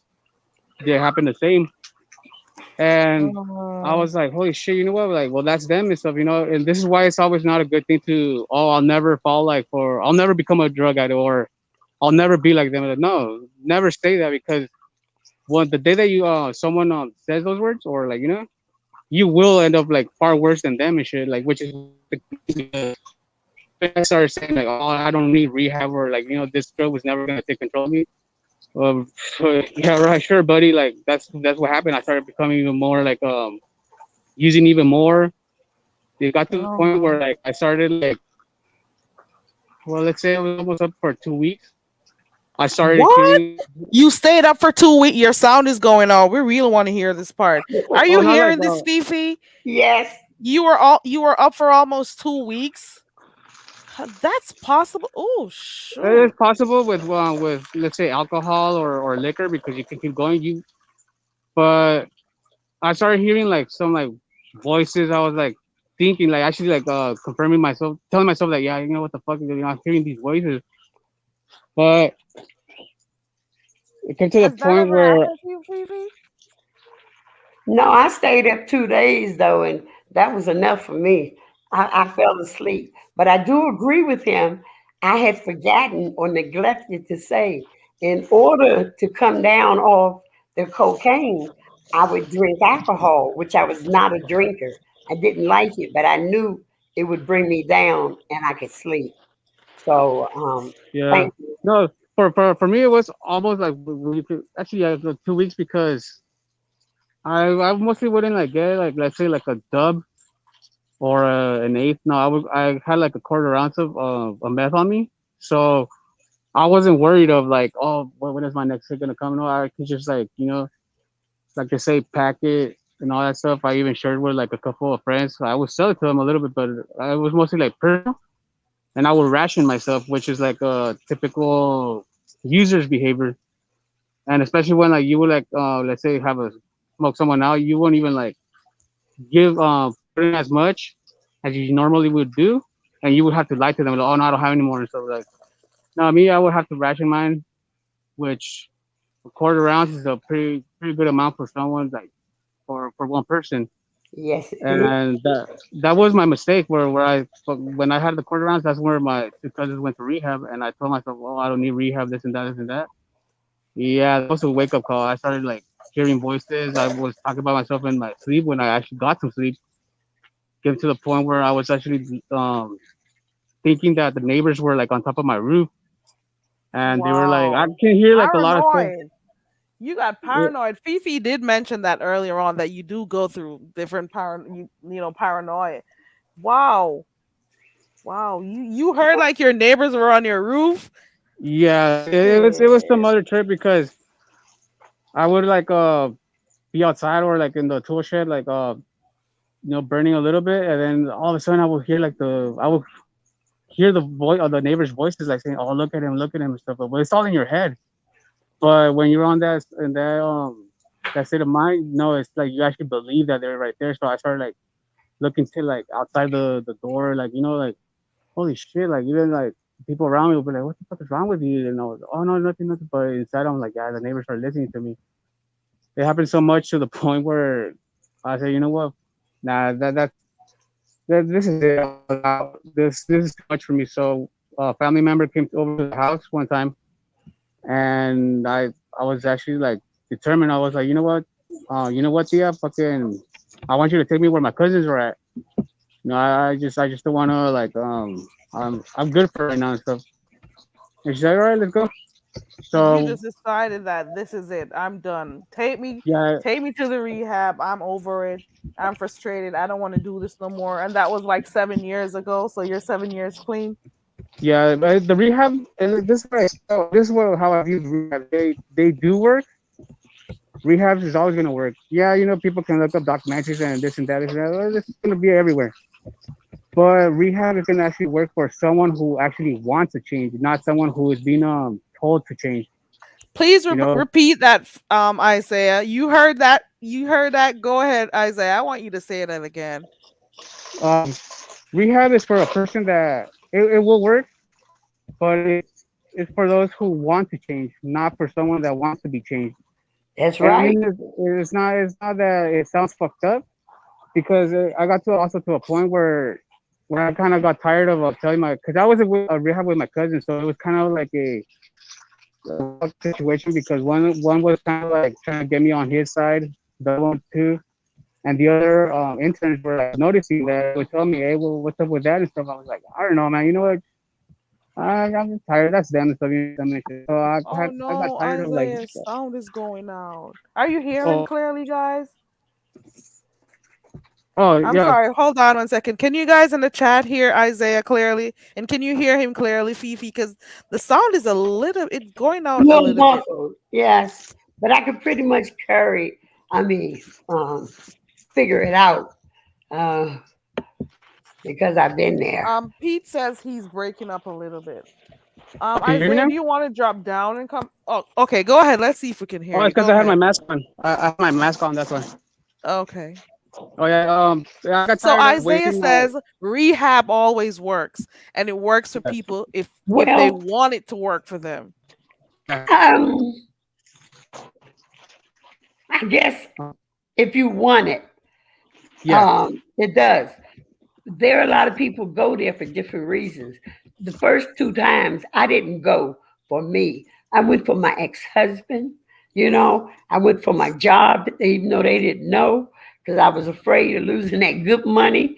And then the last time I went for me because I realized I was out of control and that I needed to do something different, So Yeah.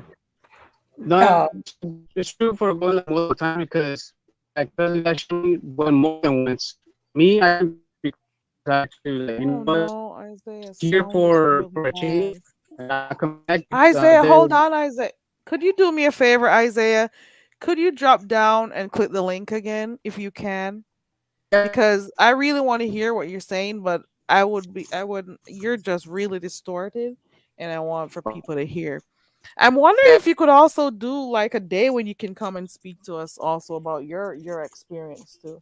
That would be good. Uh, You I'll drop down right know, now. you said that. Okay, I'm gonna drop the link once more. All right. Oh, Isaiah is watering his plants, guys. That's oh, what he's doing.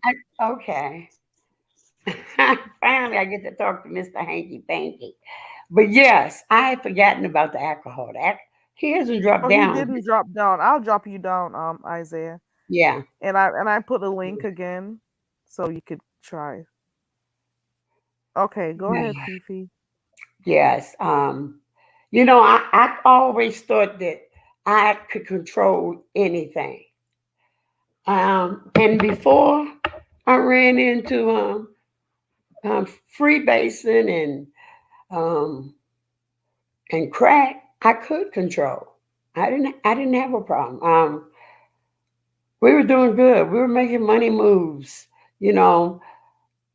But then I was always not showing up, you know. I mean, we was going to settlement on another piece of property. I couldn't come in there. And then when I did go, I was frigidy. Um, I, they thought I had a cold. When people smoke stuff like that, it does mess with your throat. And people I lied and said I had a cold and I was getting over this and that. No, my throat was like that because I had been smoking.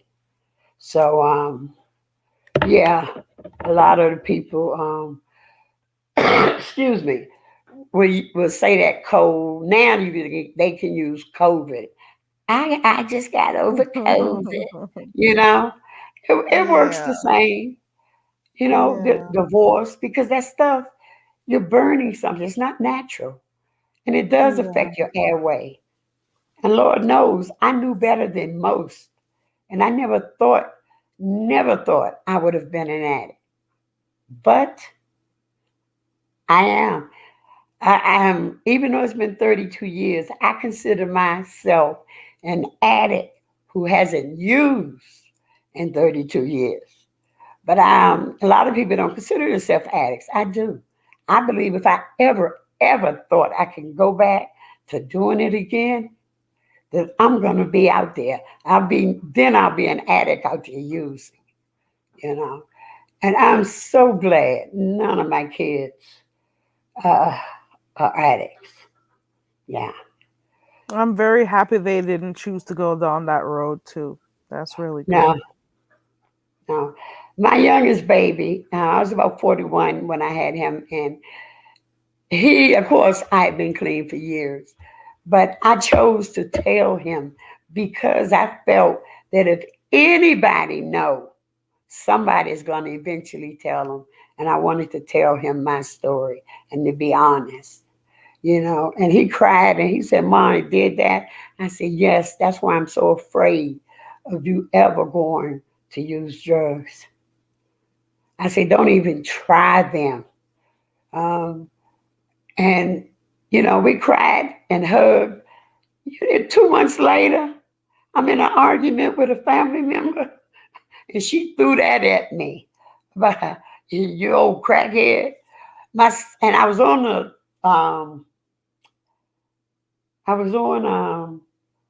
the speakerphone, so my son heard it. Now, had he not heard it, he'd have been confused and wanting to know why. But he knew, he understood.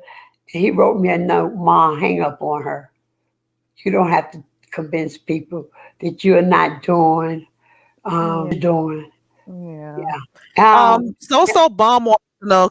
You guys, you can always type your questions in the chat. Isaiah, if you want to come back, the link what is in the time I chat. told my son was Yeah. 16. He graduated from high school. But see, he didn't grow up. I moved away from home, not because of the drugs, because wherever you go, you take you with you. If had I chose to use drugs up here, I could have gotten them, but I wasn't in an area. In fact, the area I was in, we were the only black people in that complex. So to get to where the drugs were, I had to drive about 35 minutes, but I never had that desire. See, I remember what it did to me, how it made me feel, how one is never enough and 1,000 is too many. Um, no, but I told my son, and I'm so glad um, because he heard it from me. Now, nobody else in the family has told him. That one individual said it. I guess she figured she's going to hurt my feelings. But you can't hurt my feelings. She should have known better. It was too late. If you don't hurt my Okay. feelings, huh? Let's talk about that. So she was trying to hurt your feelings after you were trying to do better for yourself. After I Um, went, after hmm you were trying to, do better for yourself, to to stay away yes, from it. Just a reminder, guys, if you'd like to ask Fifi a question about her sobriety, about her journey, you could always drop your questions in the chat or click the link to do so. Fifi, you mentioned to me some time ago that there's somebody here on YouTube that you tried to help, especially since you've been at that point at least 30 years free and clean. yes. Um, what made you decide that you wanted to help this person? This Oh, person, a lot of people know. Well, yes. a few people know this person, and Fifi had held her hand out, to offer help to this person. Isaiah is back. Okay. I actually thought that I could help her. 1 second, Fifi. Is that Okay. you, Isaiah? Yeah, that's me. Okay. You want your camera on before I remove this thing? I'll have it off. K- Okay. There we go. Welcome back, Isaiah. And thank you for clicking the link, Isaiah. Ow. Thank you for clicking the link to be a part of the conversation. I'm happy you decided to, join us. Okay, Fifi was telling us about somebody here in YouTube land in the community that she decided to help. So go ahead real quick, Fifi. Okay. The individual we are probably talking about, because I attempted actually with three people, but that particular individual, um, they came into a chat where I was, and they looked like they needed help. And I felt for that individual because I knew how it was to be beat down by your addiction and people judging you and you not being able to stay clean. So I guess I saw me 30 years ago, 32 years or whatever. 30, So I you're saying you could see that this person was going through stuff. You could tell that they definitely needed help, and you yes. decided to try, to help. Go ahead. And so we started communicating, and they had a channel I would go over, but talking to the individual one on one, I kept giving her suggestions, which she wasn't taking. This individual made it clear that she did not want to do a 12-step program. Now, everybody doesn't have to do a 12-step. I could have dealt with that, but because some people can go to church, some people can take counseling, and particularly during COVID, they weren't Hmm. having in-person meetings um, uh, for NA and AA. So, but there was 24/7 throughout the pandemic. NA hotline will hook you up with somebody. You know, they hook females with females and males with males. Um, and the they suggest you do it for a good reason to keep from it becoming a relationship and keeping the focus on you. You know, being married, I didn't have to worry. You know, but that individual just refused to do anything. She's gonna do it her way, and Oh, I I accidentally dropped down. Sorry about that. oh that's Okay, okay. I that's okay. Welcome back. Yeah. And I figured, I'm gonna try it. I'm gonna let her do it and see if it worked. But all I asked then, if you're not going to take the suggestion, at least start writing out your steps so you could see that your insanity on paper. And she didn't, and it just got to be too much drama and other things that were going on with that channel, and I just pulled away. It was almost 2 years or more that I actually tolerated this foolishness. And it was later on I learned that she wasn't, and the one thing I thought she was doing was staying out of a relationship. And later on I learned that she had been lying to me even about that. So them lies will keep you dirty. You keep lying to yourself, you lie to your kids, you know, and so I pulled away from that individual. I had So another you, individual. so, I'm Huh? sorry. Go ahead. Go ahead. So you were trying to help this individual, but they constantly lied. You know, they told you they were ready, but they were not. Oh, no, They they told you were that not. they would attend meetings, but they didn't. Well, they couldn't because of COVID, but they could have talked to a counselor, a NA counselor, not no mental health counselor. You might, some people need that too, but yeah, she needed someone who knew how to deal with addicts. Uh-huh. That's why she needed to talk to somebody in NA if she didn't want to talk to me. But yeah, so yeah, it was one lie behind another. And then when I pulled away, um, I guess they were angry and they started telling lies on me. But I had promised them that if anything happened, I would not divulge anything they said to me during that time. But that didn't mean if they came for me, I was just going to allow that because there were other things I could deal with what they were doing now at that time, and that's what I did.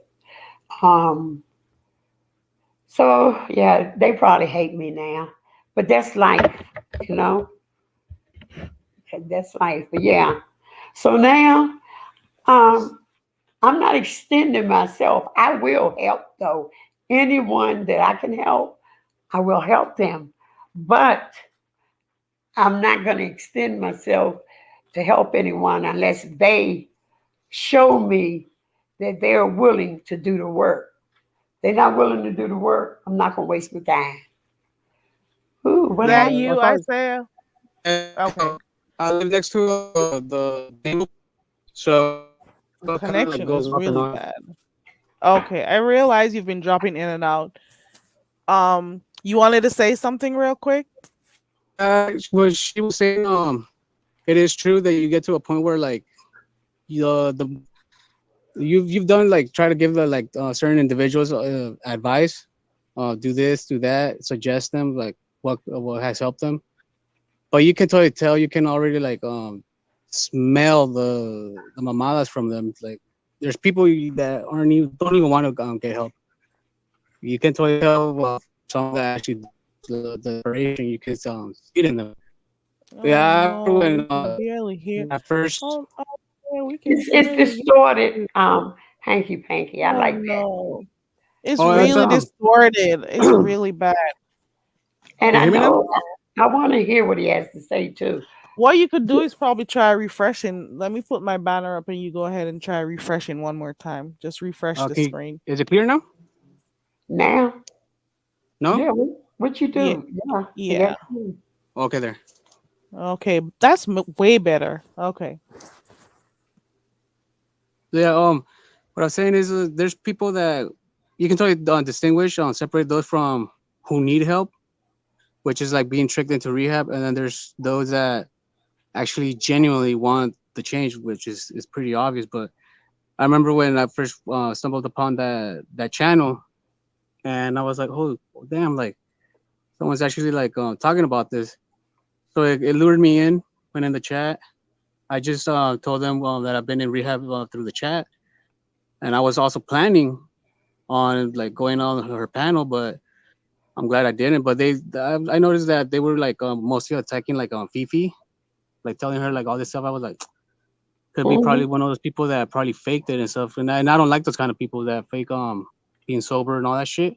Mhm. But then I started noticing other names that I don't know, it was like some weird ass stuff. I even got to the point where like I guess this person showed like a large amount of currency, and like a lot of people were hating. I was like, that's what I thought. I was like, oh, it's actually defending this fucking hyena, and I was like, oh, that's cool. And then all of a sudden, I forgot what it was Oh. that made me realize her everything was all a fucking front, when like we would tell her, you know what, just get off the camera, or like, you know, like just chill out and stuff. But there was a face that this certain individual fucking made, and I was all right. Yeah, this bitch fucking le gusta la mamadas Not and shit. I was like, not interested. yeah, I was like, Didn't yeah, she didn't care. yeah. No, that's when I was like, that's when there was this other comment. I looked up her channel, and I was like, all right, then yeah, all the moderators and all the fucking the people commenting, all the these people are all fucking bullshitting. I was like, this person knows fucking who these people are, and I'm like, nah. So I unsubscribed, fucking, and I'm also like, I regret telling her the motto that we use in TJ, which is solo por hoy, which is in English is just for today. And I've told her, I was like, you know what, you better stop using it, or you know, because faking sobriety is a double-edged sword. Yes. It has consequences. You Hmm. actually are insulting people that have been through it, who actually want it, and I find it very disrespectful.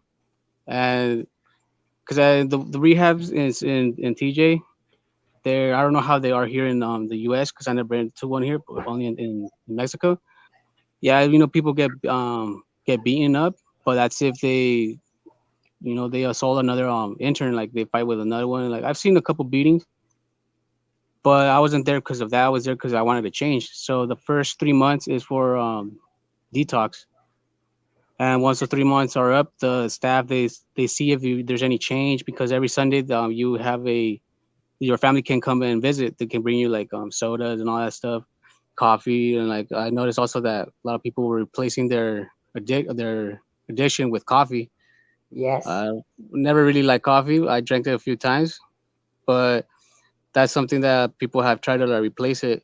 And so people will like try to like, there's a thing many people don't understand, is that if you're tricked into going to rehab, you're gonna always be like a hassle. You're always gonna like try to go up against the current in those kind of situations. That they would tell them, like they would give people the basic advice. You know what, they would tell them like straight up, hey, you know what, if you want to leave from here, just follow the program and just go back to your family, do whatever you want to do. Just follow the program. Just pretend that, okay, you know, I'm gonna have to calm down, stay quiet. Boom, boom. 3 months are up. Oh yeah, he's already ready. Well, because they know that you're already following the program. Boom. Once you're out, you're gonna end up coming back because that's money to them and shit. Mhm. My cousins, they got tricked into it. They got out, and even the interns were like starting a wager, or like a bet. They were betting like who's gonna come first, who's gonna come next, and who's gonna come last. And then some of them asked me if I was gonna ever gonna return. I was like, no. I've noticed that to me it was like rock bottom, because I mean, I'm in TJ. I can go like, it's a place where I can go here and there, but I'm actually like in a rehab center and shit. And I was like, nah, I'm not coming back.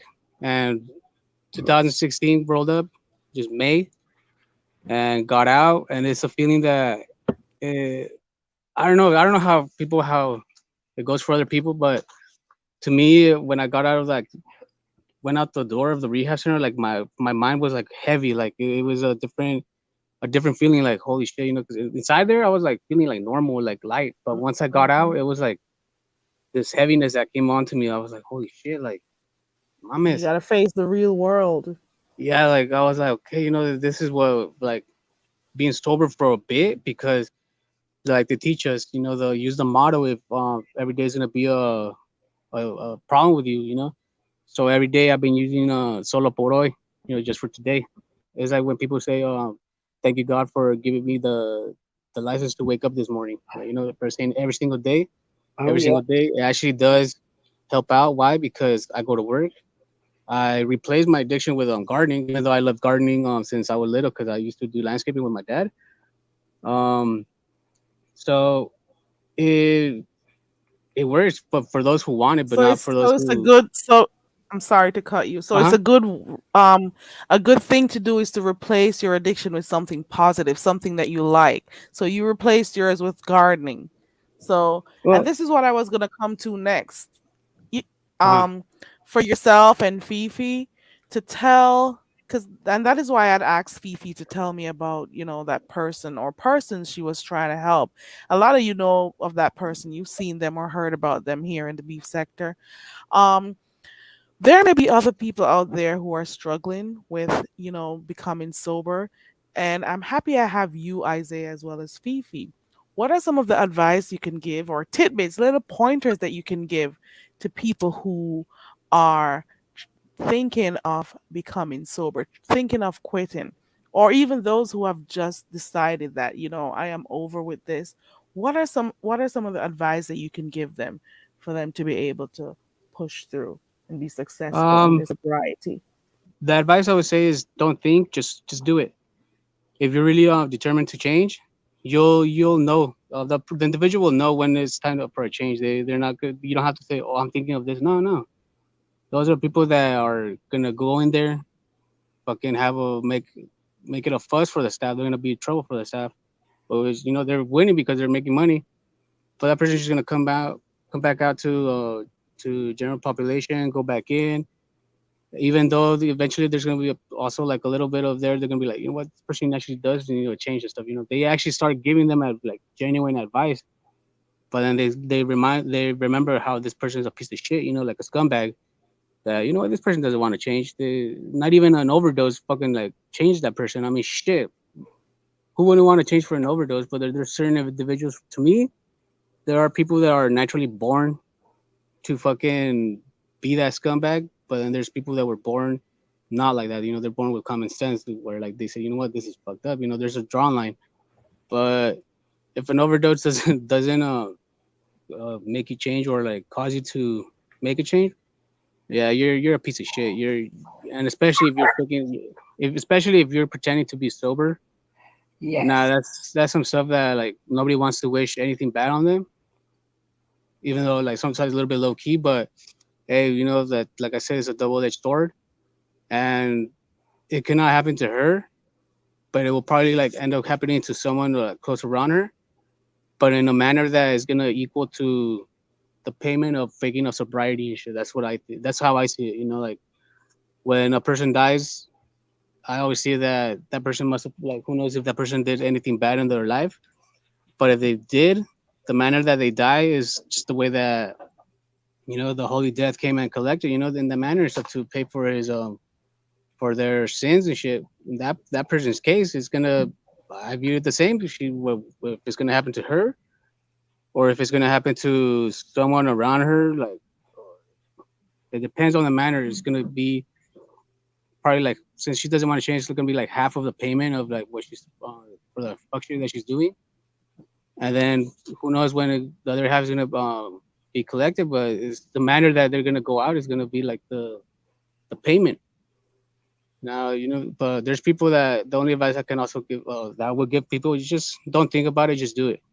Just don't say I think, but no, just go to rehab because you want to change it, and you'll see the actual results of it because you're gonna like block out any other person's advice or fucking like comments or anything. You're gonna just be there because of you because you're focused on it, which how I was focused, didn't care about like what my cousins were doing. They fucking went back to rehab. One of them actually escaped. The other, his oldest brother turned out to be a Jehovah's Witness, but it's not like their sobriety isn't the same as an actual like genuine sobriety that you actually every day you're using the model because while my cousin that turned Jehovah's Witness, he actually did that in order to get out of rehab and like he actually had to get baptized. And to me, you can't bullshit a bullshitter. You can't like a tweaker can't lie to a tweaker and shit. You can't pull the same tricks on them because they know all the tricks and shit. And Yeah. to me, it's messed up. I'm like, dude, I'm like, you're literally gonna like, I don't wish it upon him. I was like, but you better like not play with that religious stuff because it's also like a double-edged sword because there's people that actually take that religion to heart, and then there's people that just do it for their own benefit, which is what my cousin's doing. But hey, whatever like whatever he likes or whatever he thinks that is helping him every day. Well, good for him and stuff. But that's the only advice I can give you. Just do it. Don't ask anybody's Yeah, advice or just like get up and do it. yeah, just do it because you'll know when like you reach your point where you draw the line where you know what that's it. I'm done. To me, it was I was hearing voices on the roof. Like the neighbors' voices on the roof, thinking that they were watching me every time I would consume drugs. I was like, oh, so I would kind of like start talking to myself or like thinking it's actually me talking to myself when in reality people can actually hear me. I'll be like, fucking, what do you care? Or like this and that. When I, Wow. so like I actually thought I was like speaking to myself, but like in reality people were actually listening to what I was saying. Um, And looking at you crazy. yeah, I was like, I holy would shit. like to hear I'd like to Uh, hear about your story. Do you think you would come on here one day and tell us a little bit about your story, Isaiah? uh, Huh? That's nah, not another really. I knew that was the second time I asked. I was trying to slip it in one more time because the first time you did, you did sigh. But I No, wanted to hear, I could just say especially like those parts. Come I again? would just say I could just say right now like when I was on my way to rehab, I was like, you know what, I'm just gonna take that one last hit. So I was listening to the voices, and I was like, you know what, this is for you guys. Like to the voices that I was listening to. Took Oh my last Lord. hit through the like I say like I threw the pistol away on the other side of the fence where like the naval base is at, and I was like, you know what, if I'm gonna go to rehab. I'm gonna go like with my last high and shit. So got on my way over there, started hallucinating, going from I wanting to change to saying some outlandish stuff that I'm like, holy shit, like what the fuck am I saying? Then all of a sudden I was thinking that since I'm crossing over to Tijuana, that I'm gonna get kidnapped. And when I get to the facility, like they open the through the back door, there's like people standing around. Me thinking it's people. I was hallucinating so bad that like when I went, they took me inside the actual facility. I was like, you know what? Fuck it, if this is where I'm gonna die, I'm gonna die. So I just put a big smile on my face, I walk right on in the middle of the where like they have all the meetings. But I was like, fuck it, these people probably don't even think that they're actually gonna execute me. So I was led to a separate room where like you actually begin the detoxification. They had like since in Mexico they don't have like normal doors. They have those the rejas, like those ones where the doors are outside and then there's a regular door. They brought in buckets because over there like like not everybody has water Yeah. privileges or like they don't have a contract with the city. Mm-hmm.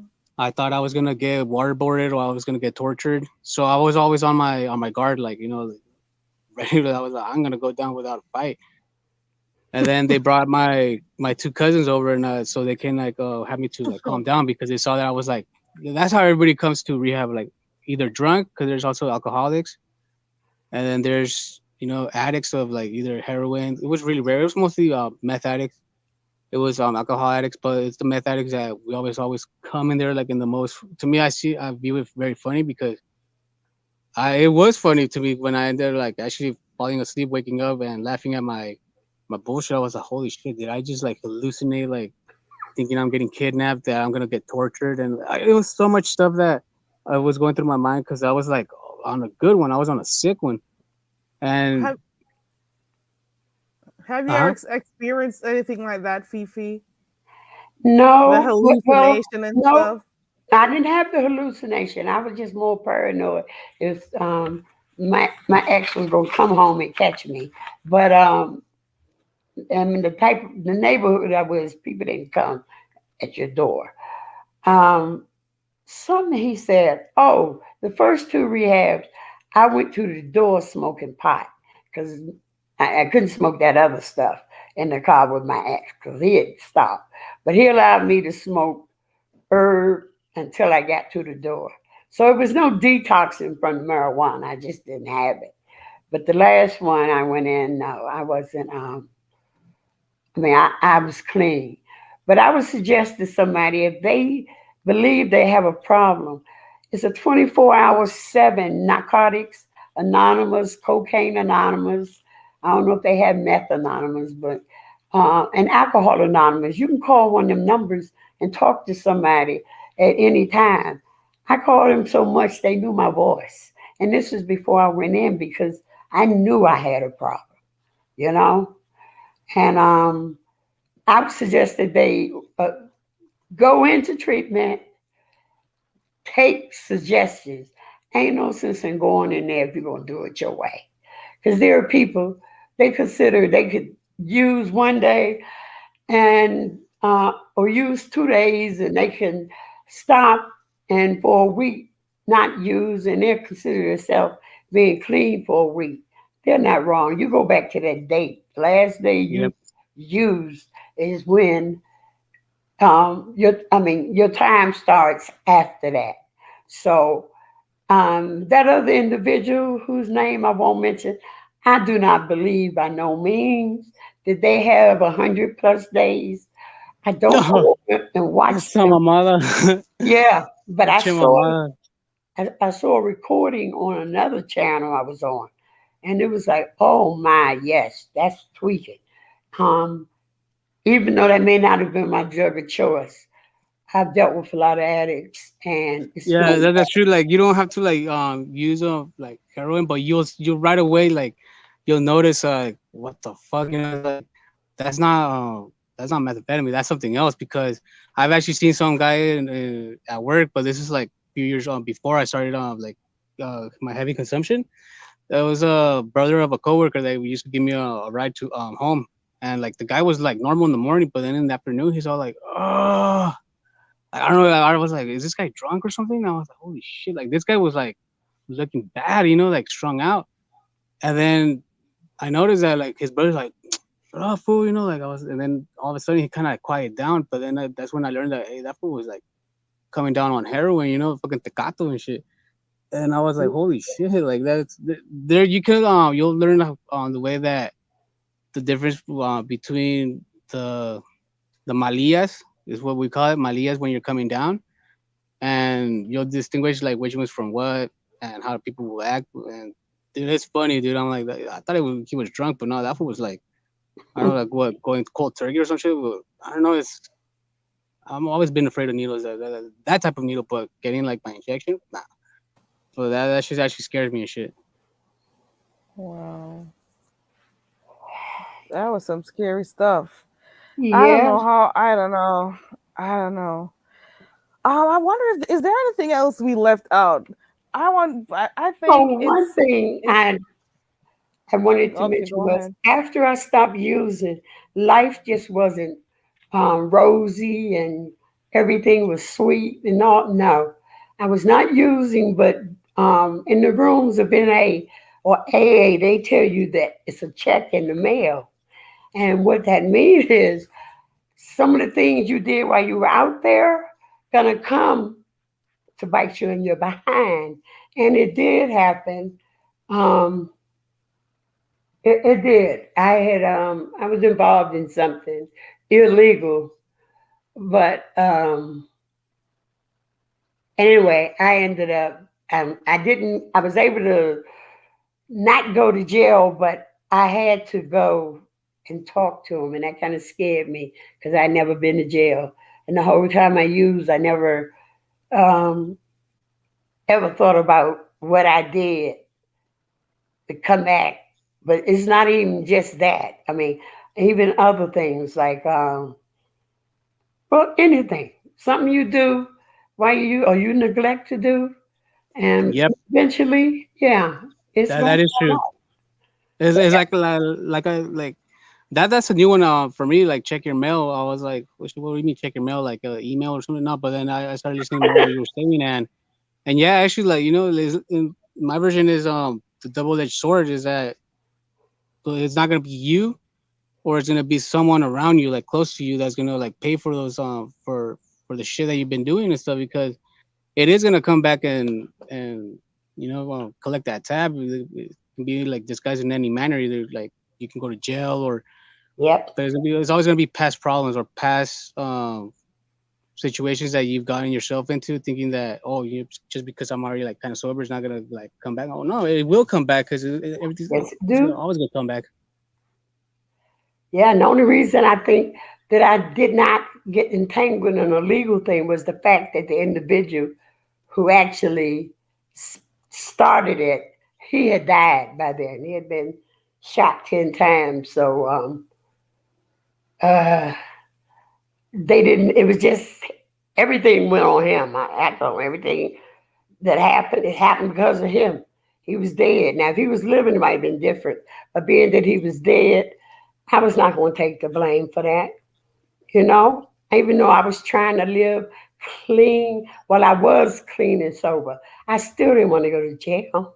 So I put everything on him. And that was a check that I had. No mames, esa madre, güey. Yeah. And I told my sponsor, and my sponsor said, well, I understand. She say, well, why would you, at this point, why would you put yourself in a position No to go to jail? mames. And I didn't. So I denied it and put everything on him since he was dead, to be honest. Oh shit! What the You fuck? are you are No, I understand what you're saying. Like I said, like there, you will see like some stuff that yeah, you don't have to be a drug addict right. or something, Did it on like him. that. But eventually you'll have to come like there's a point in time you're gonna have to see something that is gonna be like holy shit, like kind of like what the fuck, like that's new to me and shit too. No, not new, but I've also been the same there, where I actually it was my brother that has gone into some certain situations where I had to bail him out, and I'm like holy shit, like there's many things that will happen along the the ride and stuff, but like that's I don't know, trippy. Oh, yeah. Okay. All right. Are there any for those who are in the chat?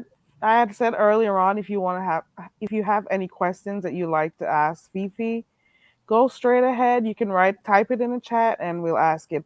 Or if you'd like to click the link and also speak to her, you can go ahead and click the link.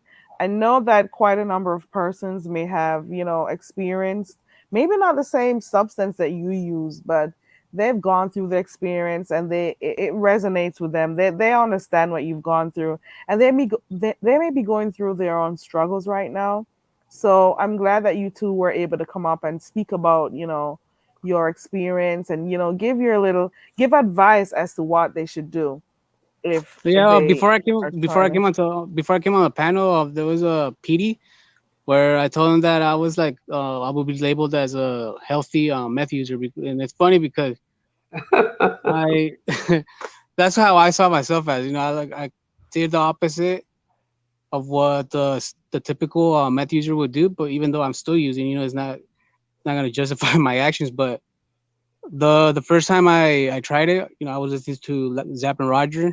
I was in a good mood, so it enhanced like my taste in not my taste in music, but like it always somehow I always like feel better. Like when I would listen to music, I would always have to need some I would need What some kind of plico, music? and there was the other typical tweaker where like they would steal. they never had a job or anything shit like that. But me, I was opposite, so I that's why I Were kind of you viewed myself. you were like I was asking Fifi before if she was a functional addict. Yeah, So it's you functional, consider you know, like yourself a a functional, like functional even though addict like also. even though people are, you know, like they use something like not like as in drugs, no, but they use something like as motivation to function in their every day to day job or to function in everyday life. You know, it could be, let's see, if someone wakes up, they always have to go for a run, a mile run, or like, you know, it's always something, you know. Yeah. That's why I've they heard of say stuff like that before where they got to be moving, they got to keep moving. So they'll be going for jogs. It doesn't even matter what hour of the night they're up. Man, I've uh, heard some stuff for real. it's the way the place where it's all funny to me is when the rehab centers psychologist drops by once every week. And it's funny because everybody will like put on their best clothes because I mean the this is a psychologist, a female, and I even noticed that she even put on her best clothes and like people would try to like spit game and I'll be like, I mean, to me, it became like pretty funny because I'm watching and observing like all these other interns trying to like up one another, and I was like, oh, and this lady actually is like buying it and stuff. You know, she's getting that confidence because she was decent looking, but that's where Mhm. look where she's getting her confidence from fucking from from addicts and shit. You know, like you should actually be getting your confidence from someone from outside your fucking work. But to Right. me, like, there's a lot of stuff that actually started becoming pretty funny to me, even though I always like to laugh. But I started like watching like documentaries on like este on meth and all that stuff. There was actually one that I can't find. It had a very hilarious ending. That in the ending, that the officers pulled up on a guy in a car, and it's already like what like 2 3 in the morning, and they told him like, hey, you know what's going on, you know. While I'm waiting for my friends and stuff, they went in that house. So you know, I think it was like PD or some shit like that, or no, it was a documentary, and they go in the back, and then you see three people, two men and one woman, and the officers are all like, "So what are we doing here today?" Oh, we're just fixing this tractor. I was like, "Oh my god!" I was like, "Oh, esa madre, güey!" What Fixing a tractor does at that mean? Sama the what? no mames. What did you just say a while ago? Samada what? Oh, su madre. I was like, "Oh, that bullshit." You know, like holy shit, like Okay. I Oh, know they're fixing a tractor at 3 in the morning. Now that's something funny and shit. Like, I yeah. can't find that. I can't find Yeah. that. That's funny, Go dude. ahead, Fifi. But after before I got clean the last time, I never believed that I could really enjoy life, and I did. I started traveling, um, cruising, just doing anything that I wanted to do, particularly since my sister, who had died, had gone on a cruise and wanted me to go, and I didn't go with her. But I started cruising, and then I just started flying to the islands. I mean, I was rewarding myself because I figured all that money I spent drugging, that the least I can do today is reward myself for being a productive member and enjoying life. And that's what I did. Um, I don't travel as much as I used to, but I do have a much better relationship with my family. Now, initially, I think everybody was waiting for them first 2 or 3 years. They was waiting to see if I was going to stay clean.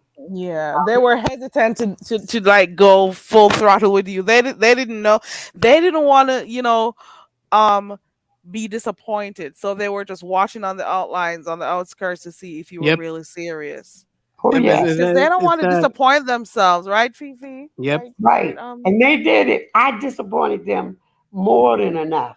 You Yeah. know, I truly believe I'm only here by the grace of God because um, there are things I can't talk about because people, like I said, are still alive and they'll go to jail. I might end up there myself. But I'm blessed. I'm blessed The that I things that never, substance abuse can cause you to do. Mm-mm. Keep going. I'm sorry. yeah, I never had to pay any of those bills legally or doing time. But it could have been.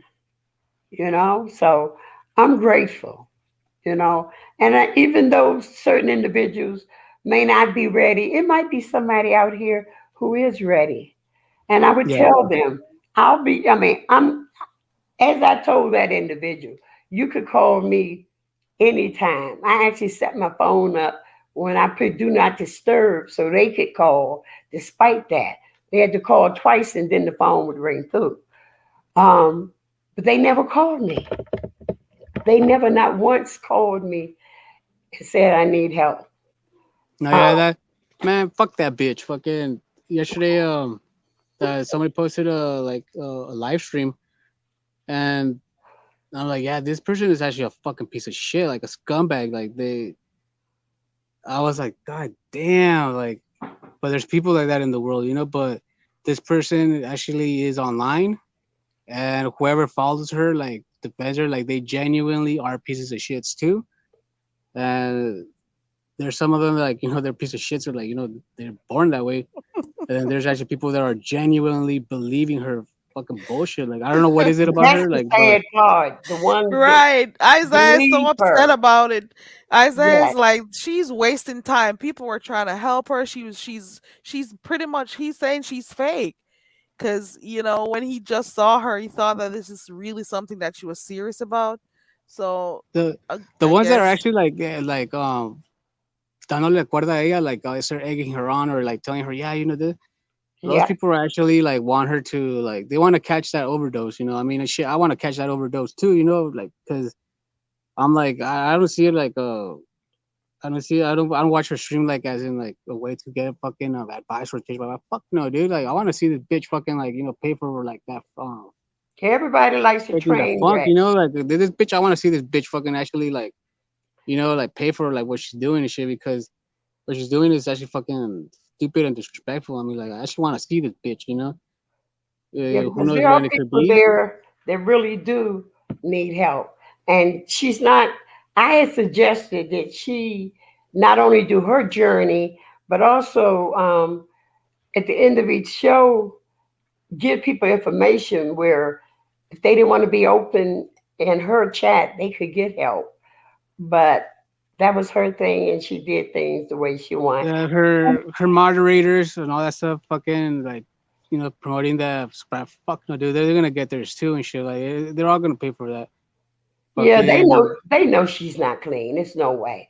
Um, yeah, she's not clean. They know. Um, I feel for the kids. And I know she talk about me like a dog, but you know what? I don't care. And she should know me well enough to know I don't care. I don't even go over there and watch her. I saw something else. I was in another chat and they played a portion of what she had said. And I said, that doesn't bother me. And it doesn't. I'm clean. yep. I'm, uh, I'm enjoying my life, you know? So it doesn't bother me at all. What bothers me is the kids that see what's going on, you know.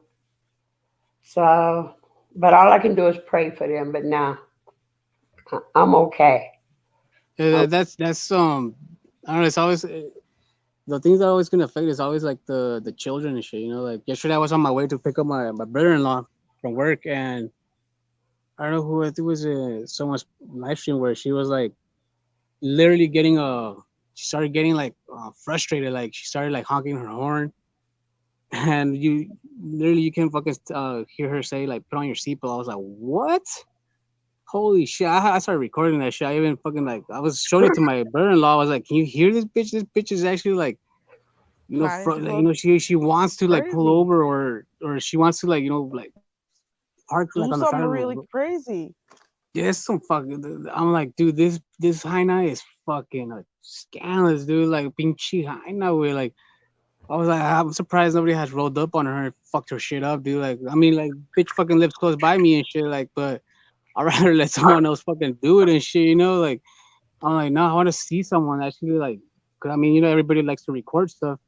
There's always a phone. So like eventually, if somebody will roll up on her, fuck her shit up, like there's always gonna be a video and shit. But I'm like, God damn, dude, like this bitch actually honking her horn, telling her kids to put on the seatbelt, which the kid's supposed to have their seatbelt on and shit, dude. Like, Anyway, oh my yes. God, dude. Yeah. It is quite unfortunate. It is quite Nah, yeah, fuck unfortunate. that bitch. Fifi, he's so upset about. I understand though. Yeah. I really Don't do. get upset, baby, about what she said about it really doesn't bother me. No. Like I said, when I got honest and I told everything I could tell, I I refuse to allow anybody to hold me hostage with my past. And that's what certain individuals tried to do in the family because I come from a real large family, but it doesn't make any difference. I knew I was clean and they wanted to talk about what I used to do. Who cares what I used to do? That's been 5 years ago. So some people will never believe that you're going to stay clean, you know. Even my ex got up at my third anniversary and said he was shocked that I was still clean. I told him it was more to come. Uh-huh. Right. The And thing I that would is say, so good. Congratulations on your 32 years of being clean. Fifi, congrats. Thank you. congratulations. Let's go Thank on, you. hold on, 32 hold years on. is a long time. It's way longer than 100 and something days that we Yeah. still 32. don't know if it's for real. No So mames, güey. 32 years is a very long time. So I want to say congratulations. I can imagine it was a hard road for you, especially because you may be around in environments that may, trigger you, that may, make you want to, that may cause temptations for you. But you know what? Yes. Knowing your triggers is what helps you to stay in control, Mhm. so you gotta avoid certain types of situations or people so you don't, get back into doing those substances. And So that was a big part of it. congratulations. I did not go back to the neighborhoods I used. I stayed away from certain family members. I couldn't even for a while. And when I did have to go to those areas, because my mom lived over there, I always took someone who had time with me, and I ain't talking about no 1 or 2 years. I'm talking about somebody with at least 5 years. They went with me. I saw my parents and then I left. It was years before I felt comfortable enough to go over there by myself. Mm-hmm. Yeah. Yeah, there's another one where like what you said like what right now you guys mentioned that avoid places where like it reminds you of certain to like want to consume. And in TJ we actually were taught that like if you can do the opposite where that actually is gonna test what you learn and stuff because let's say like I said there's not everybody's a dick. There's people that have like where they draw the line. If you just barely got out of rehab and you go back to a place where like either let's say you pay back like like men solve problems or anything like hey, what I did like and you see that they're gonna be using there's gonna be some of them that will be like what let's not use in front of this dude because he's pretty got a rehab because there's people actually there's addicts that still have that common sense or like they they hear or they view this person like what this fool just came out of rehab and shit like they'll be like what now let's not do this. I mean I've seen it happen a couple of times Oh, and so yeah. I've seen it happen a couple of times when I was in because we would go to community service down in TJ. I started off in a junkyard, then I went to a jicama place, where like they load up jicama stuff, fruit. And the ones that we were there, we would kind of like mostly during lunch, we would like eat lunch together, or like sometimes we can go eat lunch with another group that like just regular people. But you would notice that like, in those type of jobs, there's men used as a way to help push, push the day. Oh And no, the I sat sound down is with going out again. well, people use meth, mostly like in let's say general labor or like hard work, like so they can help them push through the day. And one time I actually sat down at lunch with some guy that was obviously using and some older dude, and like the guy just busted out like a light bulb. It's like when you don't have a pistol or anything, you just bust out a light bulb. I don't know how they fucking do that shit. That still amazes me. And the guy was like literally burning in front of me, and yeah, when I was still in rehab, I was like, holy shit, like, well, I was like, nah, fuck that. I'm gonna get a beating once I'm gonna get to rehab because like one way you can tell someone really like so going to places.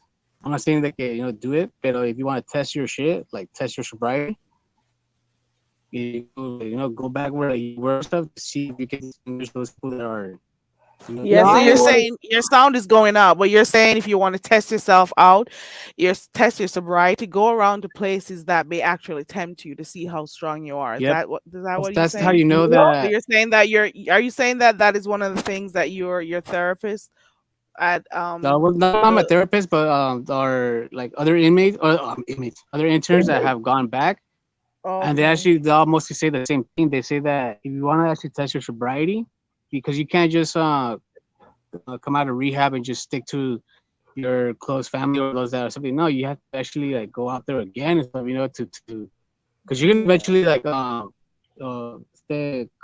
face some shit again sooner or later and stuff.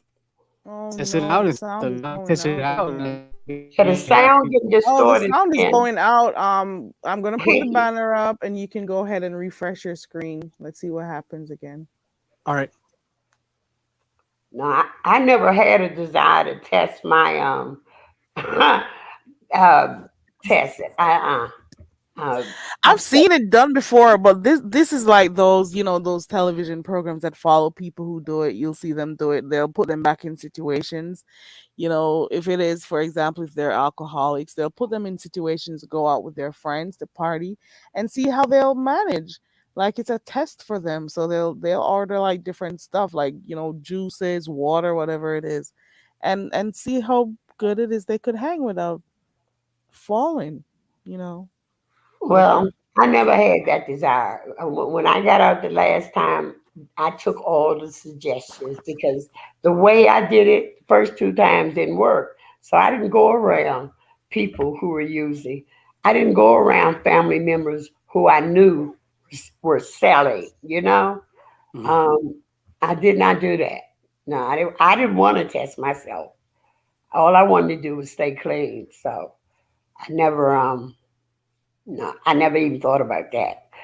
I No, yeah, never that. heard of them using. You just said something, Isaiah, about a light bulb. They use a light bulb to Oh, the light smoke bulb. out of. Yeah, That's Never, how desperate they were because they just had to get that thing going.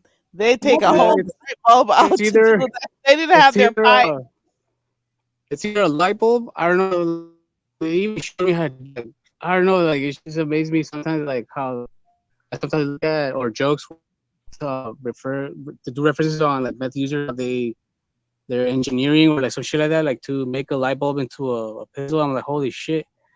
Or back then when I was still like young, like in 2005, 2006, in town, not everybody again not there was not really a smoke shop, so people would actually use a straw, aluminum foil, and they would that's how they would smoke and shit. But like it was rare for Oh, someone to have a an oil burner, like they say. But the light bulb was I don't know. I'm like, oh shit, you're smoking all that like whatever it is inside the light bulb and shit. But no, that's funny. but now I had forgotten. Um, Maybe meth users were using light bulbs, but crack users was breaking people's antennas off or their cars, and somehow they were smoking through the antenna.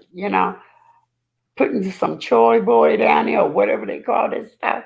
I think they would like I don't know like if they used to sell those little like small screens or some shit like that.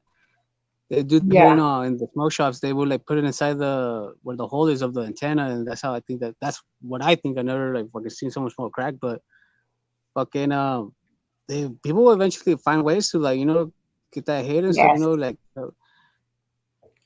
Yes. But I thank God I don't have to worry about that insanity anymore. Yeah. Um, And once again, congratulations on well, for both of you, Fifi as well as you, as yeah, Isaiah. congratulations, Isaiah. Congratulations. So we got 32 years and we got what about 7 years. yep, Isaiah, let me know if I'm wrong. Both congratulations on your Thank you. sobriety because it has definitely been a journey I can imagine.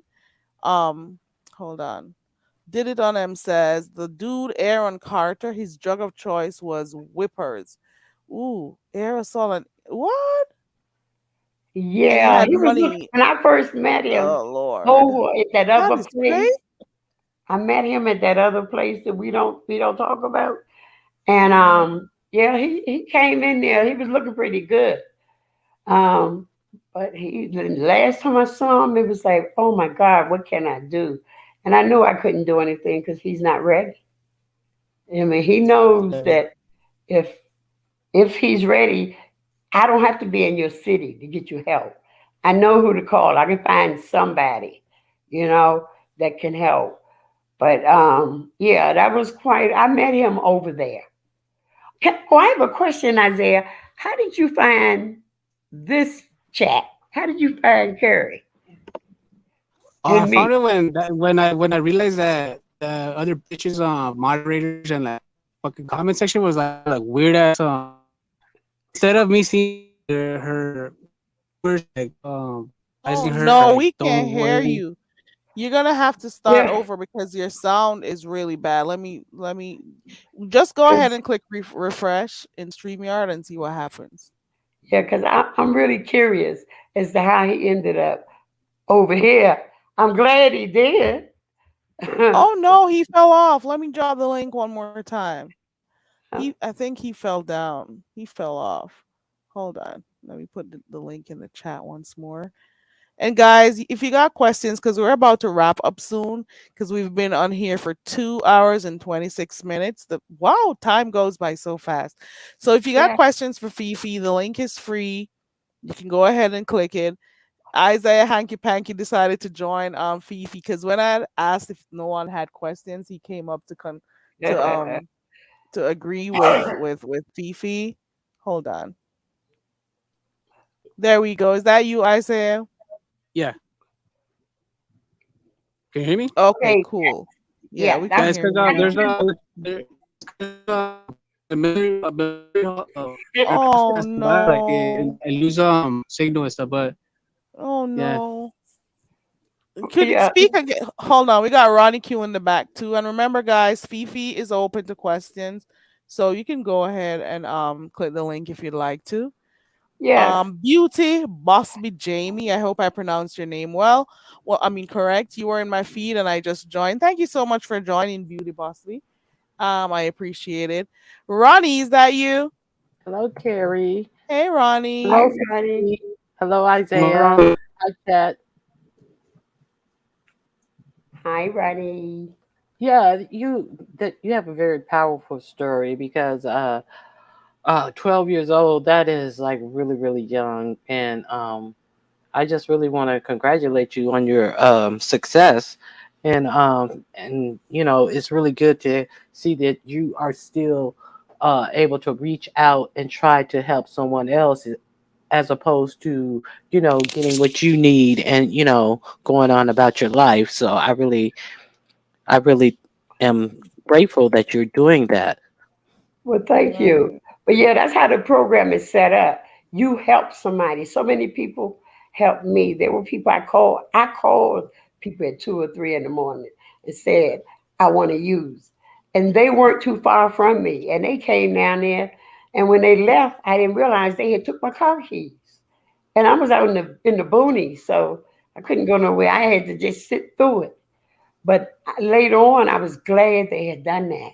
Mhm. But yeah, you have to be open to always helping because people help me. So I'll always be open. Even if I can't help you, I'll try, you know. So if someone is listening and they think they need some assistance, you don't have to talk to me today. You can ask me anytime because there's always somebody that's willing to help. And I But yeah, know Fifi was a little bit. I'm sorry to cut you. Um, Complete your sentence. What were you saying? no, I was just saying I'm always willing to help or Yeah, and try. I know that you are really trying to help that other individual over there who is obviously strung out. And I know it kind of hurt your feelings the way the direction it went because you were genuinely trying to help. But as like you said, and like also Isaiah said earlier on, people got to do it for themselves and they got to do it when they're ready. So Yes, I guess you gotta wait for them to find, that point. They gotta find their turning point, or their what they call it, their bottom. What is it called? Their They gotta bottom. find their right. body. Yeah. And every Gotta bottom hit rock bottom, right?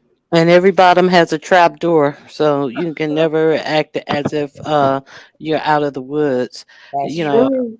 you know. That is so true. I mean That's some why I people say I'm still, even today. Some people don't say they're addicts, but oh yeah, I'm an addict. I just haven't used in 32 years. But I will go right back to that trap door if I ever choose to go out and try it, which I have no desire at all. No I desire. hope you never do.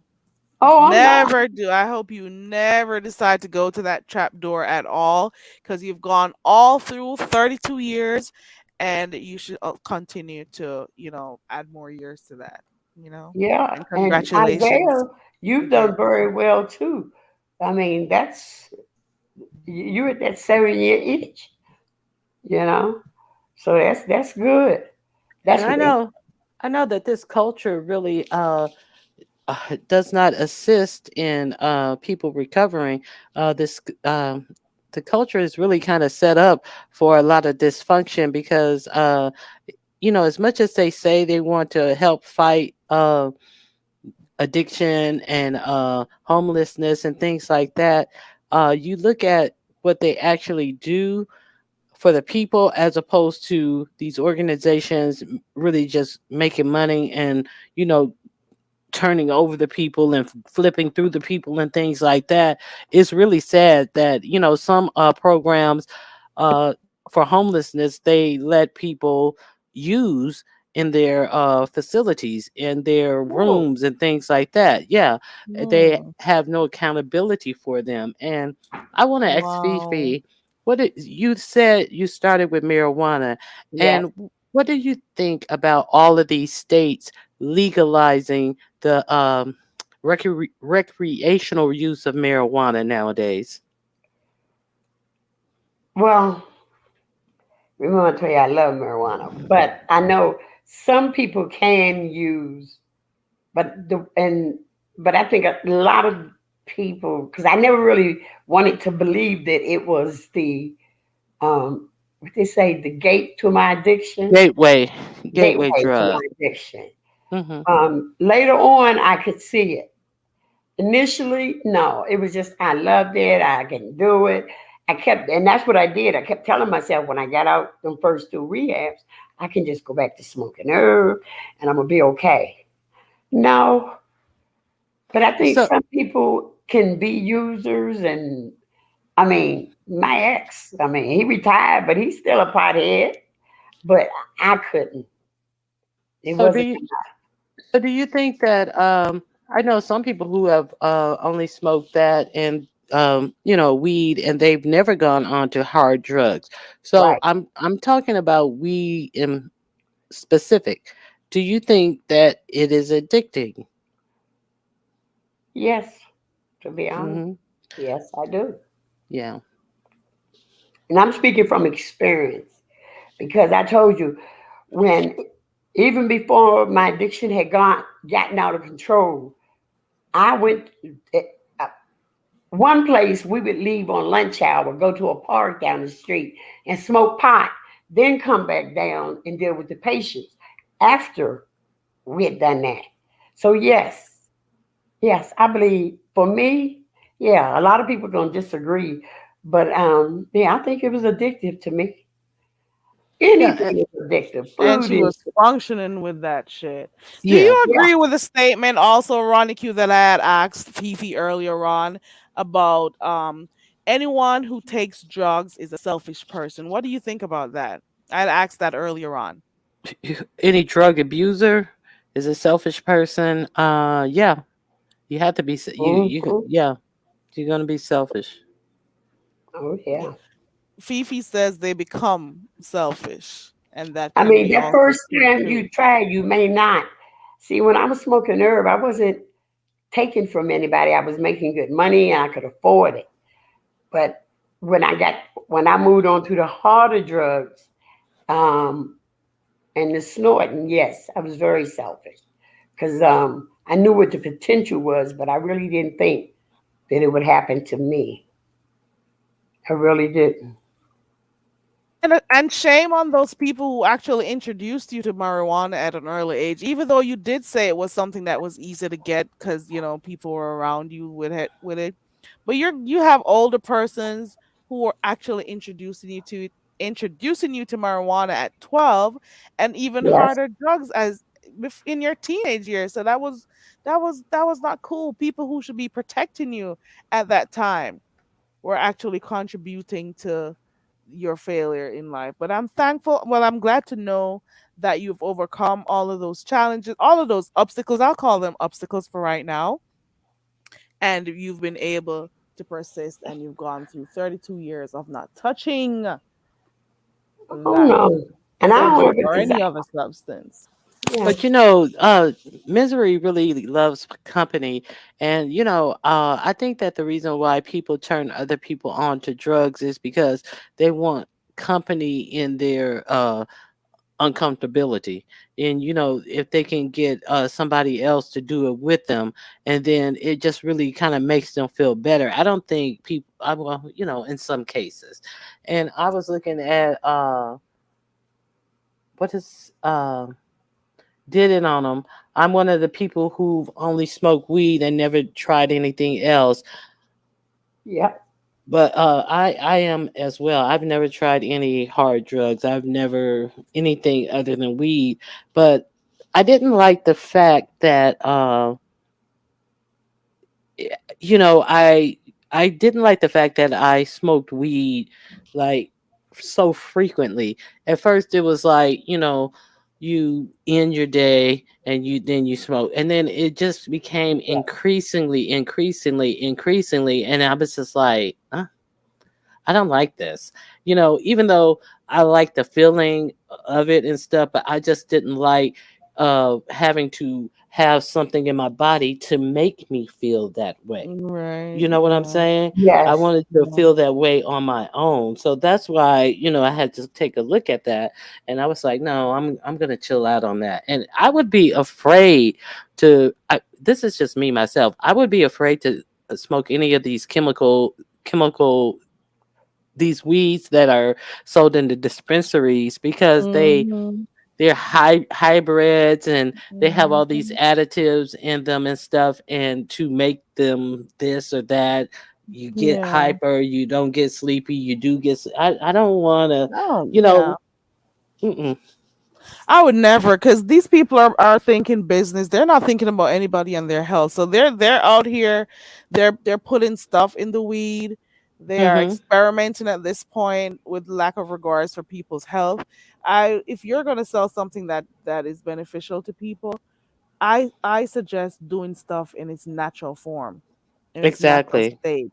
But because it's Exactly. all about, a Profit. competition and profit, which business, who, it's a big, it's there's too much competition out there. Everybody wants to have a piece of the pie, so they're going to try to figure out what's the best way for them to, gain more profit, gain more customers. So they're going to be there's going to come a time when people are going to stop using that because of the amount of things that they've Mm-hmm. done added to it, you know And so that's it the becomes thing. something else. It's unregulated. So like anything, like even with prescription drugs that have been Yes. recalled and things like that, they've gotten FDA approval, and then they still get recalls, and you have these dire conditions, illnesses, bodily function failures that are caused by something that has been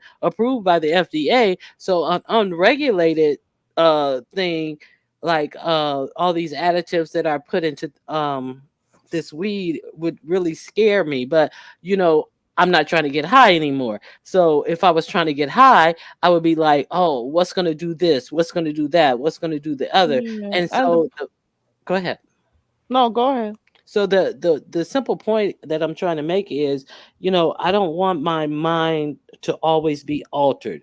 I want to be able to alter my emotions by, maybe I need to take a walk to get some endorphins shooting off in me to make me feel less depressed. Maybe I need to read a book to settle down. Maybe, I want to do some real life things to alter my mood and things like that. So,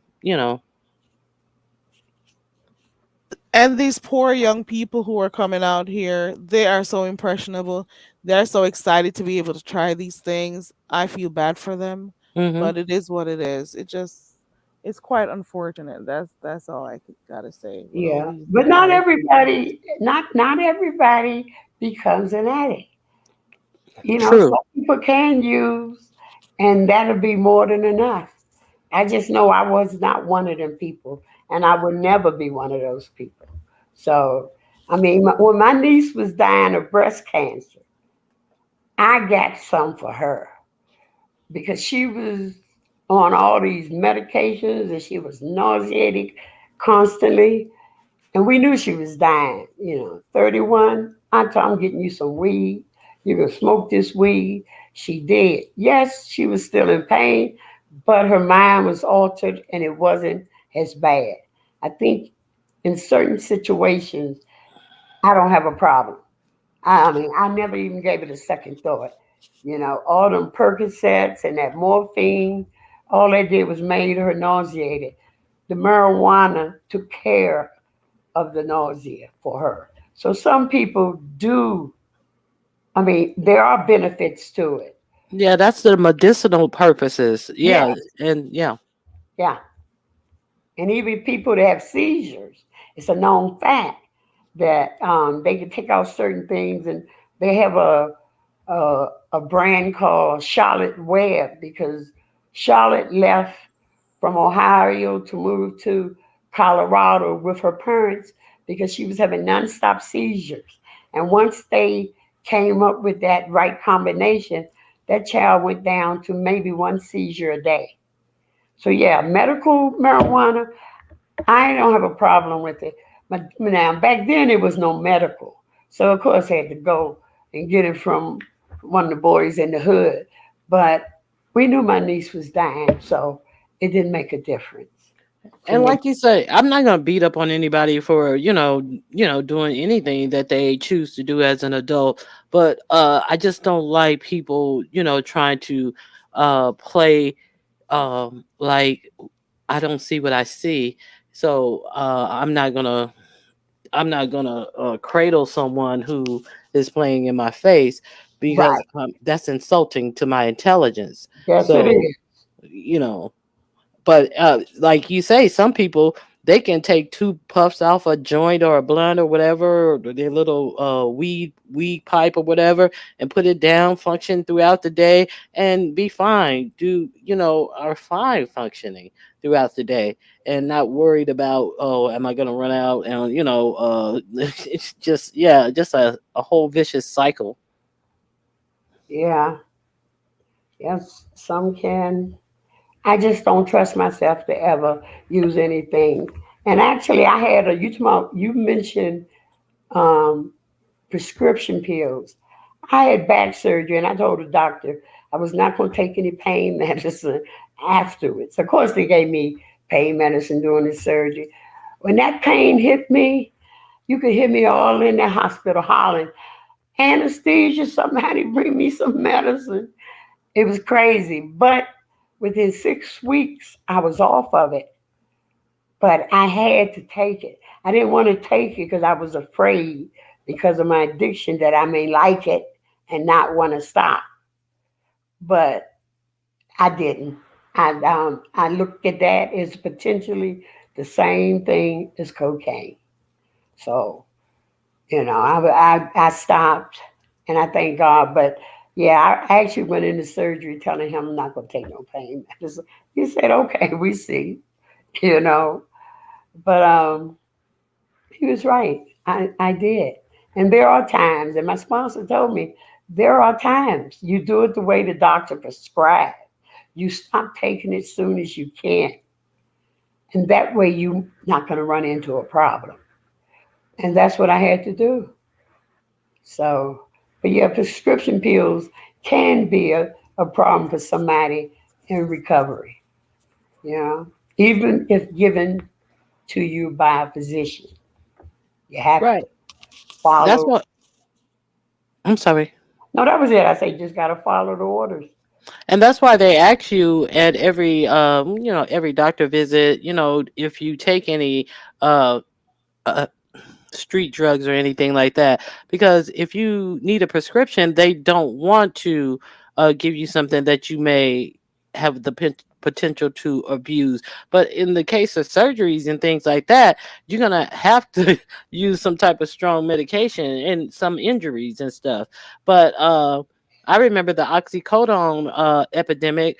When there was an epidemic, they were giving those pills out free to doctor's office, doctor Yes. clinics, and everything, and they were, trying to get as many people to use that medication as possible. So it was a whole thing behind that oxycodone, and that's why the Purdue family had to pay such a large settlement because of the opioid crisis.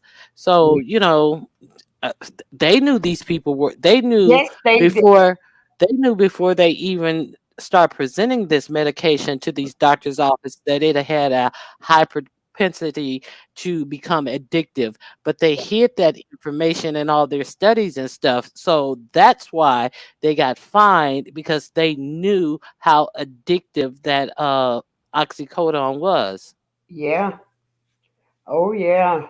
I remember OxyContin, which is oxycodone in an extended Mhm. release form. It's the Mhm. same drug. At the end of the day, it do the same thing. But you're right. You know, that's why I got off. They actually had me on morphine, and I started seeing little people running around the house and stuff. And it was time for me to come off that. I took a prescription into the doctor, told I can't take these. Give me something that's not as strong. Yeah. And then I end up weaning off of that. And thank God that I did, because I knew I've known people who had died from overdosing on Oxycontin. Yeah. Yeah, but it seems like we're turning into a drug culture to me. And it just seems that way, uh you know that's just my opinion. Yeah. Like, but thank God it ain't. Some countries actually give away. Is it Sweden? They give away the heroin and stuff. I don't know if I'd ever want them to do that here. It's bad enough um, with the weed, but if you're 18, I guess I don't know how you have to be to get the weed. 18, 21. But I don't think the government should be giving away heroin to people. Yeah, and it was a now clean needles to heroin users I don't have a problem with, That's because right. when Mike Pence was governor of Indiana, right before he Donald Trump called him to be the vice president running mate, there was a big scandal, and he may not have won his reelection for governor in Indiana, because there was a town that HIV was running rampant in this town, and he made a law or some type of order that they could not give out clean needles. And this county in Indiana had such a high rate of drug use, uh what do you call it, intravenous drug users, Yeah, and IV drugs. Yes. HIV Ooh, infections, but he would not let them.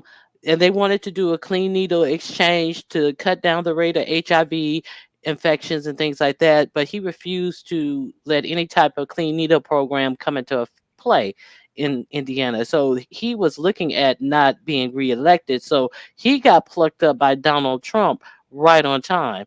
So, I do believe in safeguards for other health concerns and yes. things like that. But as far as I think that the United States would be far more greater if they concentrate on giving people something that doesn't make them want to sit up and escape reality. If they concentrate on giving people decent jobs so they would have dignity, so they can lift Yeah. themselves out of poverty, to give them living wages and things like that, so many people would not be wanting to blast off out of the realities that they're living in. I think. I don't know. But, that's just my thought.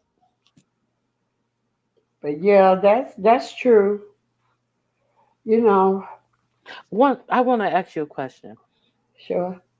How did you feel about how the government responded to the opioid addiction as opposed to how they responded to the crack addiction? Um, I think it's pretty simple. When they cracked, they saw it as a black problem. It wasn't until they started going into the suburbs to crack that it really became a concern for them, as opposed to the opioids. Initially, there were blacks, but it was a lot of white people that were becoming addicted. So it became more of a problem, I believe.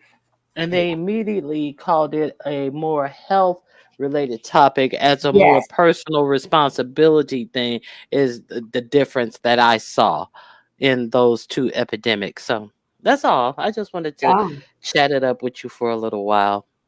well, no, thanks. I be seeing you. I speak to you, and usually over in Dutch's chat. And there's just one more thing I like to say. Um, I believe I'm blessed in a lot of ways. It was 12 of us, and everybody but two of us have had cancer. I've had skin cancer. My first sister died of pancreatic. My brother died of lung. My other sister died of lung cancer. My younger sister, cancer. Um, I They found a stomach tumor, but they got it out of me before it had turned cancerous. But I had a 26-year-old niece die of stomach cancer. A 31-year-old niece died of breast cancer after having had both breasts removed, and a few more uterine cancer. And I got a sister living now with multiple myeloma. Just about all of us have had it. And I thank God that, considering what I've gone through, and even the two bouts that I've had with cancer, that I'm still here today. But even if I die tomorrow, if I die clean, I'm going to die happy, you know. So, but yeah, quite a few. Well, I say 10, no, but 10 of us live. But at least 8 of us have had to deal with cancer. And that still wasn't enough to make me even consider going back to using. If anything, like I said, I decided I'm going to die clean if I die and when I die, you know. But my condolences to Heat Wave. I know how that is. Oh, and I got a nephew now. He rung the bell. When you ring the bell, they're saying you free of stomach cancer. Well, he rung the bell free of stomach cancer about 4 months ago. Now it's reoccurred, you know. So cancer is a monster. It really is. But it is something we can detect. Our men do not go to the hospital and check up on things as much as possible. Me, they actually, my skin cancer, I knew within 3 weeks. 3 weeks, because I'd already gone to a doctor 3 weeks before. And then that mold grew within 3 weeks that wasn't there. So yeah, they got right on it. And I've never had another issue with it, you know. But we do. We need to take care of ourselves. If something don't seem right, check it out. You know, I think I'm blessed in more than one way to be here, clean and cancer free. So that's it, girl. I know you're tired of me talking. It's almost 9 o'clock, but like I say, it still um, kind of bothers me. Well, it hurts me what my nephew is going through, but I just thank God that he went back when he started um, feeling that something wasn't right. So yes, in certain areas, certain cancers are predominant. That's another thing you should check. The area I grew up in, mouth cancer and esophageal cancer were two of the main cancers for, oh, and lung for black people, especially black males, you know. So, yeah, we have to take care of ourselves. You know? I never really, I'm gonna be honest, I never expected to live to be 66. Yeah, never did. And it wasn't just because of the cancer. It was because of the way, the lifestyle I was living. So I guess I'm just blessed. You know, well, is that it? Hello, Carrie. Carrie. Carrie that went to sleep. Yeah, Carrie. Well, I'll give her a few minutes to get back. Anybody have any questions? Well, I'm surprised no one asked why they called me, or did they? Sicker than most. And they did it because when the last time I was honest, I talked about things that I'd done. Some of them were illegal, but it wasn't anything that could be traced. Because there have been people who have gone to NA meetings and have confessed to murder, and someone took it outside the rooms, and they end up going to jail. It's supposed to be an anonymous program, but you don't know who's sitting next to you and who's going to run their mouth. So I knew what to tell, and there were certain things I never told in the rooms, but I did talk about them, you know. And I know even dealing with a therapist, there's certain things you can't say to them either. So, but I spoke with my sponsor, and I was able to forgive myself for a lot of the things that I did. It was hard, but I did it. Because see, that guilt will have you going back to using again, you know. And that was one of the things I did, you know. I'd use, then I'd feel guilty, and I'd go out and buy a lot of stuff, make me feel good. But that didn't stop me. I still end up going back out using. So, all right, well, I'm hungry. Carrie, does do anybody know if Carrie fell off? Well, Carrie, any questions till she get back? I hope she ain't fall asleep. I mean, I've been known to be boring, but mm, okay. Wait a minute. I gotta answer the door. Hold on.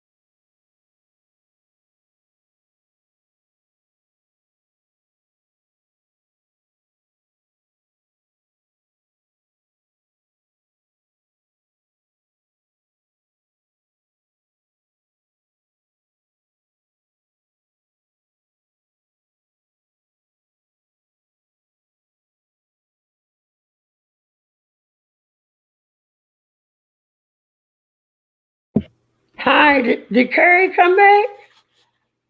No? Well,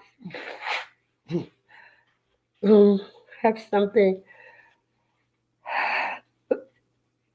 You all are welcome. You're definitely welcome. But I don't know where Carrie is. Can you call Carrie Heatwave? I don't know if she has her number. I hate to leave. I have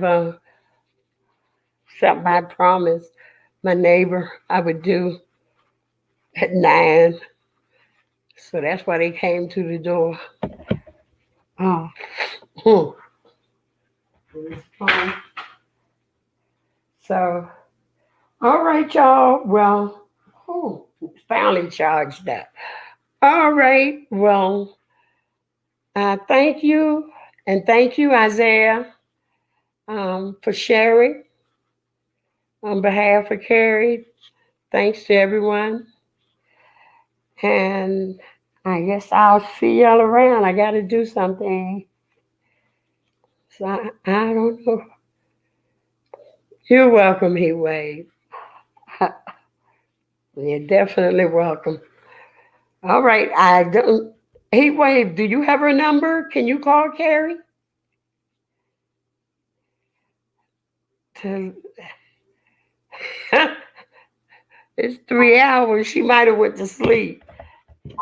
Let me see. 6. Oh yes, it has been 3 hours. Oh. So, all right. I have to go. I have a neighbor at the door. I don't want to let her in. She don't need to hear about my insanity. They don't know.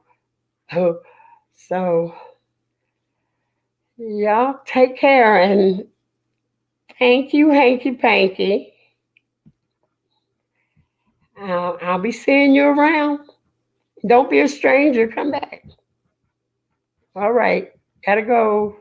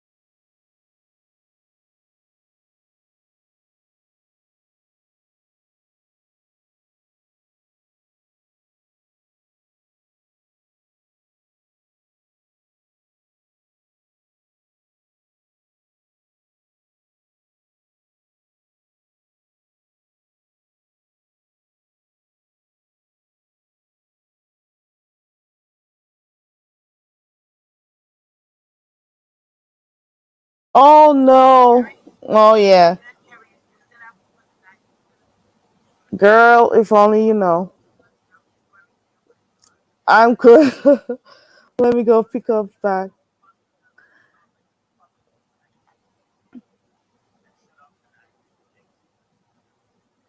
Okay. Hey guys. I'm truly sorry about that. Look at Isaiah over there laughing. Sorry about that, guys. Fifi fell down.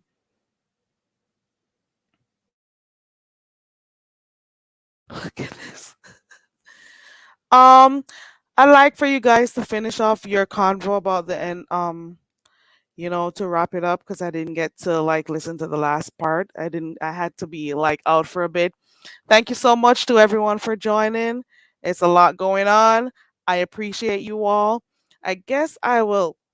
Um, when I see you again, guys, we'll finish this up. I want to thank everybody for being a part of the live today. It was a really good one.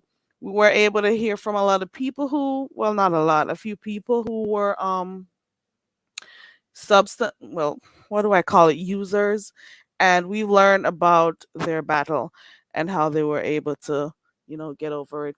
Thank you so much to all for being a part of the live, and I will see you in the next live come tomorrow. Okay, guys. Thank you so much, and I will see you. Bye.